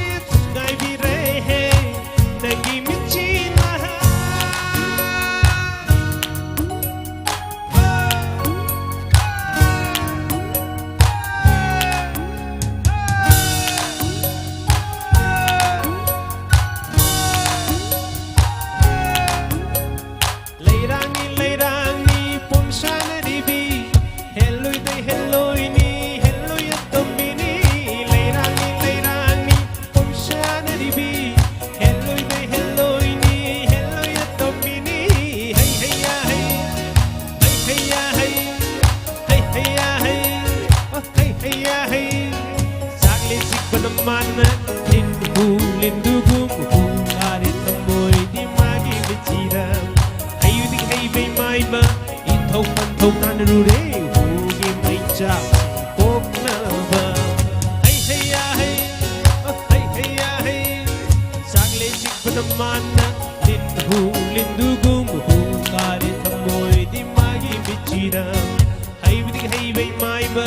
I thau pan thau tan ru re hu gi mai cha kok na ba patari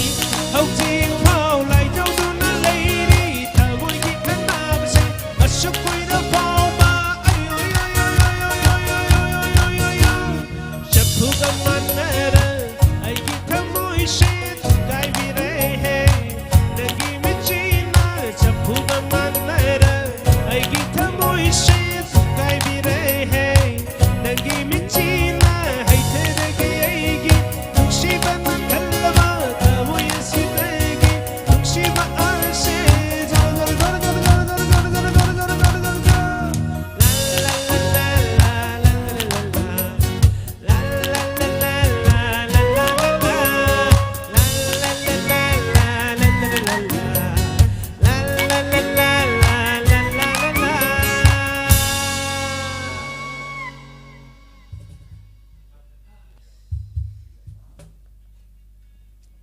Okay. Matang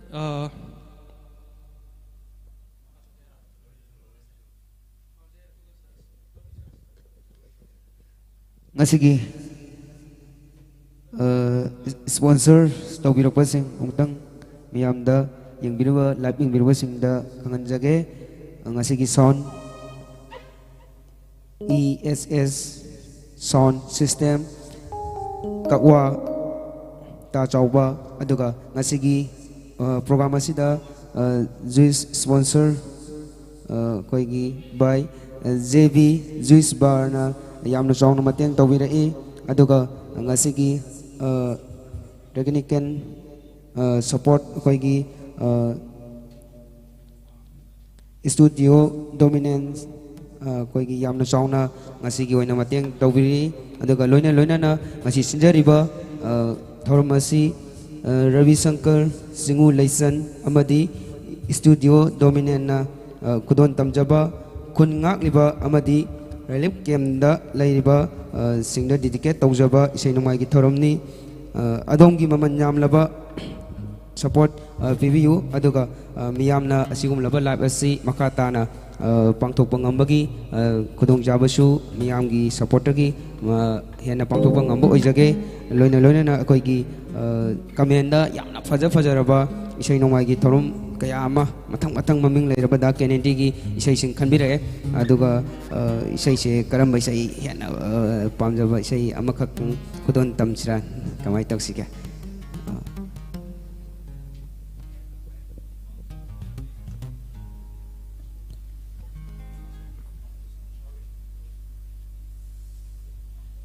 okay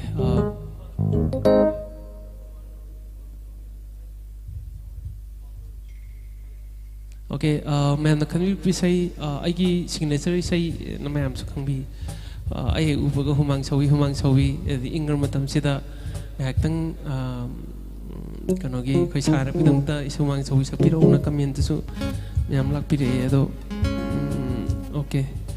sai si mate kudol tok sake ma'am nasu say amasong akogi channel sibu support to you okay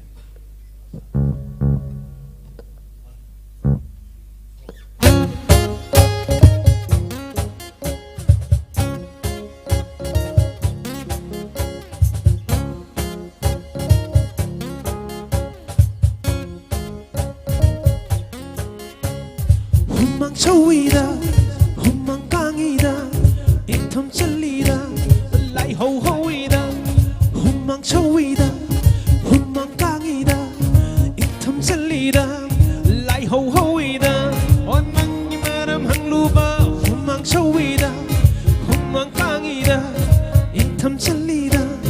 lai ho hoida nangi history di kaluba humang chawida ay humang kangida itom chalida lai ho hoida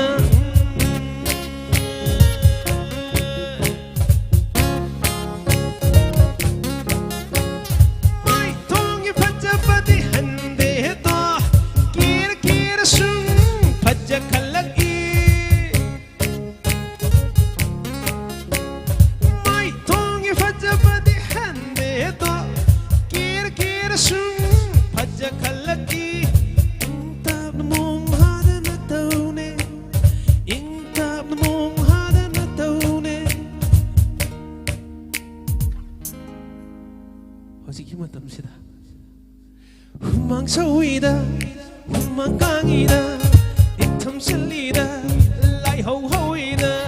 nangi maram hangluba humang chawida humang kangida itom chalida ye baby ro say dan jage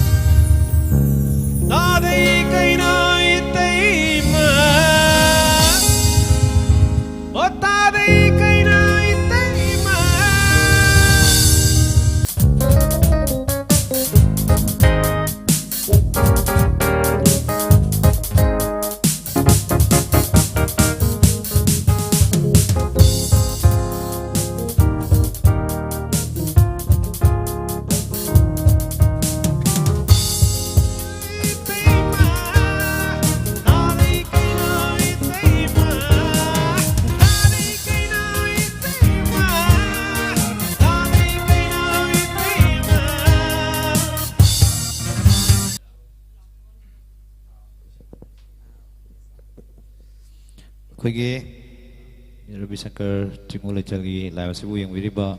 ꯃꯌꯥꯝ ꯄꯨꯝꯅꯃꯛꯇ life ꯑꯁꯤ ꯂꯣꯏꯁꯤꯟꯖꯅꯕꯒꯤ ꯇꯥꯟꯖꯥ ꯂꯥꯛꯁꯜꯂꯛꯄꯒ ꯂꯣꯏꯅꯅ ꯑꯩꯈꯣꯏꯒꯤ ꯖꯤꯄꯦꯗ ꯃꯇꯦꯡ ꯄꯥꯡꯕꯤꯔꯛꯈꯤꯕꯁꯤꯡ ꯑꯝꯇꯪ ꯂꯧꯊꯣꯛꯆꯒꯦ.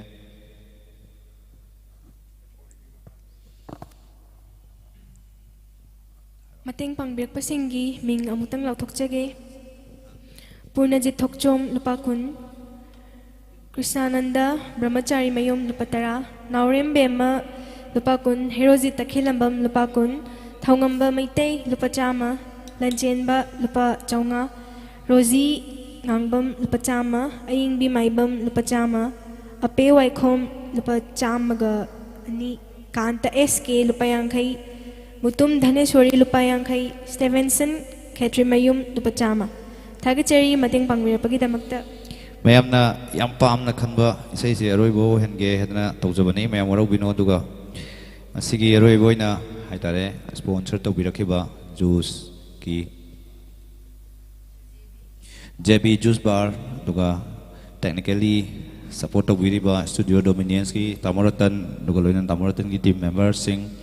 ꯑꯗꯨꯒ तोंगान तोंगान अरेंजमेंट हाइतारे अखोगी ट्रांसपोर्टेशन की करीगी असेंबदे अइना हेक चिंगु लेचल हे हौदोकचरपदगी हाइतारे रवि शंकर ना ngasi लाक्तरिबसे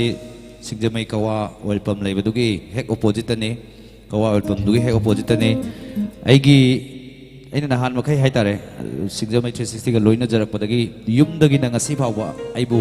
पुथोक पुछन तौबिरिबा आइगी मरुप आइगी चाइल्डहुड फ्रेंड ने यामना ngaliंगाइदगी तिनरकबा आइगी मरुप ने इबुंगबी सनासम अदुगा असिगी लाइव असिगी अचौब थौदांग लौबिरिबा ऑर्केस्ट्रा सिंग कीबोर्ड आइगी नुंसिजरबा इनाव nganba अदुगा गिटार दा आइगी नुंसिजरबा इनाव ngairangbamdagi jiransan अदुगा पेटा पुखरंबम राजेश कोइगी थनाउपीदगिनी हाइबा इनाउसिंगसिगी मतेंग याउद्रगदी अइना हौजिसे आर्टिस्ट लोइ वानाबनिना आर्टिस्ट लोइना वानाबा ngaktanina आर्टिस्ट अमा अखोइना कहतारे सेन मागी खोंज वाजरिबदुगी दगी लाखथोक लाखसिनगी प्रॉब्लम मैम लैबा आर्टिस्ट सिंगसिदा हाइदि हौजिसे अखोइना डेडिकेशन खजि खजि तौबियु हाइदना हाइजरुबुदा हराव हराव यापिरकबा हाइतारे इनाउसिंगसे मखोइगी मतेंग ना ngasi लाइव से पांगथोकजबा ngamjabani मैम रोइबा मैमना यामना खनबिगिबा हाइतारे दुगा आइगी नाउ केनेडीगी सो हाइदि मास्टरपीस ओइदना लेरबा ड्रॉइने सैसे खुदोल तमहनजगे दुगा ngasiगी थौरमसिदा हाइतारे आर्टिस्ट कया अमा खोइगी आइबो सपोर्ट तौबिबा नुंसिबिबा आर्टिस्ट कया अमा लै मखोइ सिंगदुगी तोंगान तोंगान बा बिहाइंड ता मतेंग याउदबा नते लोइना ngasi aina ming panjari आइगी नाउ Arvind Soibam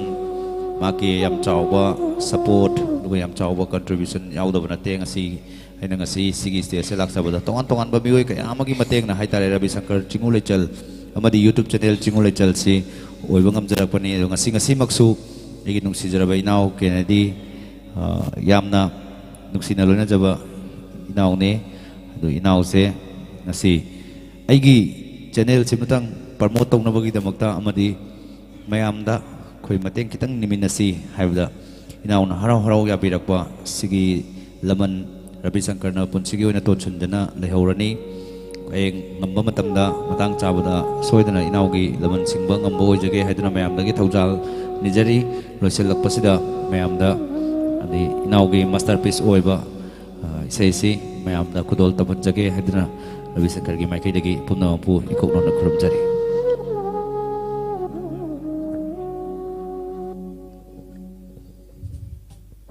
check check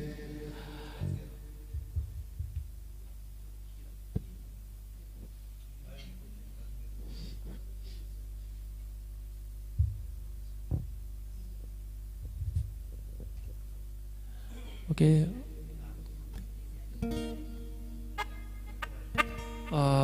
amuka hanasu live sisu losalakadore haidi isai su thakpa yabasu isai ju lesa isai ju mayamna pamjaba pam akhanbiru isai mayam su saksari aduga lemhori mayam dasu atopada mathang khotong chabada su saksage masung ꯌꯥꯝꯕ ꯃꯌꯥꯝ ꯔꯤꯀ꯭ꯋꯦꯁꯇꯒꯤ ꯁꯛꯆꯔꯕ꯭ꯔꯥ ꯍꯥꯏꯅꯁꯨ ꯈꯟꯖꯩ ꯑꯗꯨꯒ ꯌꯦꯡꯕꯤꯔꯤꯕ ꯃꯌꯥꯝꯅꯁꯨ maximum support ꯇꯧꯕꯤꯌꯨ ꯑꯩꯈꯣꯏꯒꯤ ꯌꯥꯝꯕ ꯆꯤꯡꯉꯨ ꯂꯩꯆꯜꯒꯤ channel ꯑꯃꯁꯨꯡ ꯐꯦꯁꯕꯨꯛꯄꯨꯁꯨ ꯃꯌꯥꯝꯅ ꯁꯞꯄꯣꯔꯠ ꯇꯧꯕꯤꯔꯝꯃꯨ ꯍꯥꯏꯅꯁꯨ ꯔꯤꯀ꯭ꯋꯦꯁ ꯇꯧꯖꯒꯦ ꯑꯔꯣꯏꯕ ꯏꯁꯩꯁꯦ ꯗꯤꯕ꯭ꯌꯥꯒ ꯁꯛꯃꯤꯟꯅꯖꯈꯤꯕꯅꯤ ꯗꯤꯕ꯭ꯌꯥ ꯀꯦꯇ꯭ꯔꯤꯃꯤꯌꯝꯒ ꯏꯁꯩꯁꯦ ꯃꯌꯥꯝꯅꯁꯨ okay ngasi tan sak patare इसे दिव्या खेत्रीमियम ने सुई बिरकपनी अदुगा संजोइना म्यूजिक बिबी बनी इसे मैं तो खुद तो सके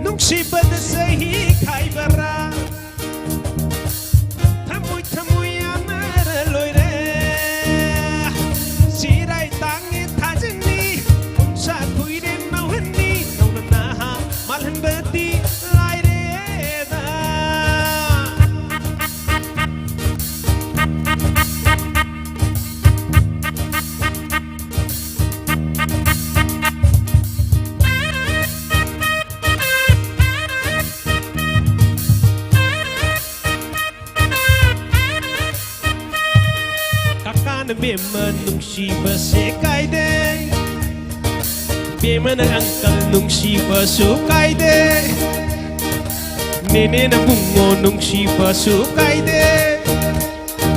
Bungo na nene nung shiba sukay de Bema na tabag ay nasu Angkal na loy na singeda Inim na pinda balay rasu Angkal na pana ba sinbiyo Pare pare adu na mapare Pare pare adu na mapare Pare pare adu na mapare Pare pare adu na mapare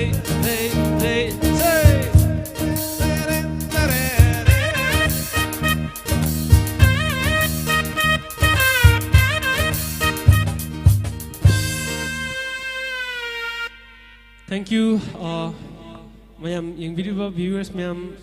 basu thagat phongdoksari isai si akoina harau banungai ba mayam su saksai sidi isai ni akoi gi live tawjari basi ai je isai ayam aram su saksai masida soiki bungam ki biyaw basu mayam ngak piu akoina isai si aina nungai thokpi sakpadi na sadi haidi isai situation sida ai yam nungai re haibadi na sadi adubu isai si sina mayam bu ngaktang pothaba masung ngaktang wakan phumangna ba khogi khoi wakal mayam du ngaktang pothaba phangjargadi haiduna isai si mayam khudol tawjabani amasung khogi isai tawjariba live tawriba singi motives amasung asidi khogi pisa du mayam gi collection duna khogi khungam iba amasung relief camp ta su mayam mateng pangjage awana mayam mateng pangjage haira tawjaba live ni masida soy ngam yaw khiba yawrga su mayam ngakpi gani amasung mayam su support tawiu amasung mateng pangbiu haina su hanjanjana luksari thank you Aroiba oina selgi mateng pangbirakpasingi ming amutang lakthokjage Phangkhem Juice Point Lupakuntra Lokrak Pam Rajesh Yangkhei Mariambam Mani Leima Lupachama Thongam Vidya Lupachama Konthaujam Banka Bihari Lupa Yangkhei Sanatombi Samulai Lakpa Lupachama Dhananjoy Paluzam Lupa Yangkhei Nganthoi Sorokhaibam Lupakuntra Thoi Thoi Lupakun Thagachari mateng pangbirakpagidamagta adonggi mamal yamna mateng singase pangbirakpagidamagta hainga laitana Ravi Shankar Chingulechal gi maikei degi thagachari artist singna khoigi ngak babok gi mamangda leiragadi aigi isage awa ana punamak kauthoi aduga artist haidi babok gi penawgi damakta tangai phadaba aigi asengba expression dudi mayamda uttaba yade khalaga ngasi kenedina isai sakpiri basi mak khoigi awa ana taraba displaced person oiriba ichilinao ipa iben kaya sibu thawoidaba makhoigi wakhal kokta changdaba nachade magi thamoida mayam sibu nungsiba kaya ama phawribani ekhoigi thamoida su adu mangai chap mane aina September dagi live khara tek tek tawjarakpaduna haitare asi mayam gi sapona si yoba ngamjaribani mayamna nungsibiduna haidi aigi asoiba leiraga so aigi personal number hapjariba GPay number se aigi personal number ni engoda call tawbiraga semdok haningba mayamgi oheningba du engoda suggestion tawbiu Facebook ta pet comment pibibagi mahuta mayamna pirakpa suggestion ai harauna yana laujagani aduga loina pangthokna bu su honajage haiba wafam se mayamna thamjari roi boina Singzamai 360 gi team members sing loina na asigi live asibu oina bo hona bada mapung oiba thodang lobiriba studio dominance ki tamoratan ki team duga technically support obiba duga ngasi orchestra on election biriba igi now ohum Rajesh Jiransan nganba hairiba inau singasina mateng pangbidana ngasi gi se si ohen bibani loina na Kennedy gi yam chauba haitare sengbadi artist singer amana pungani ama makhai ani isai sakpase mayam sidi pangna phoktabani do mayam nasu hanadum khangbiramani khanjai nang saigi mage so waba khanau gi oiba problem lakna banina mayamna soiki balan ki bayar baso nga piu haidna haijari duga inau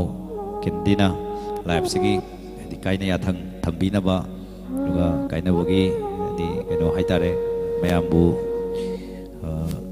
taramna thagat pirambagi thagat wahai mayam punamakpu thagat wahai thambiramnaba aigi nau kenedi da kusina jare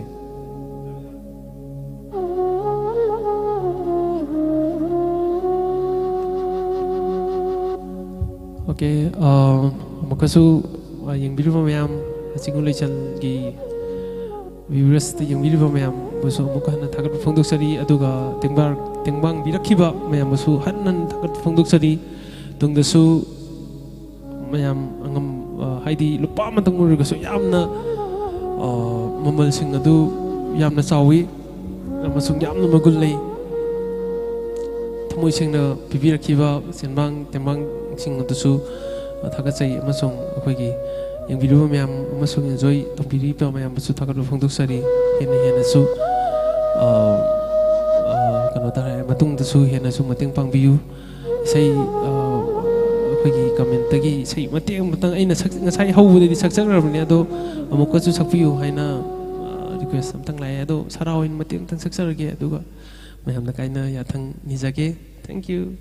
si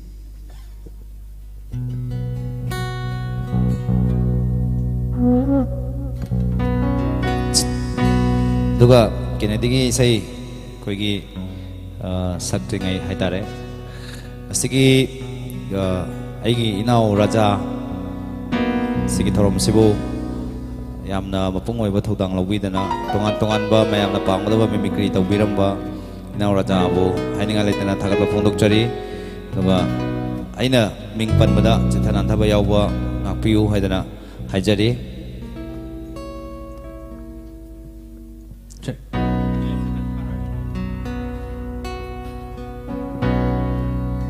Nakin thagi su yening thalai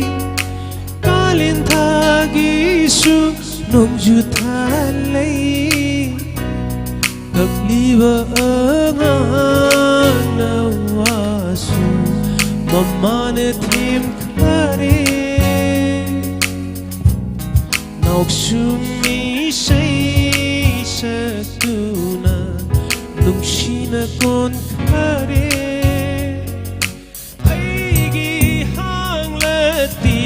Thamoise nang na karam khan men sin bi dauriba sarang lai gi chak la thamoise nang na karam khan them sin bi dauriba yening thagum nongju thagum yening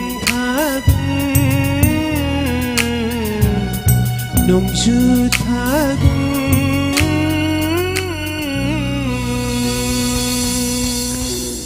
live sibu hawudagi loi phok yengbiriba amadi kona levek tawbirak kedoriba punamapu Ravi Shankar Chingulechal gi maikai dagi thagatpa phongdokchari duga mayamna mateng pangbirakpa ngasi tengbang birakliba singsigi amamam toiba list haidi ngasi ekoina pathokpada ming pathokpada yaukidabadu list oina soidana koi update tawjarake haiba wafam siga loina mayam punamoktagi ngasigi oinadi kainanaba yathang nijerai pinabiu haida thamjari thank you yaifari thank you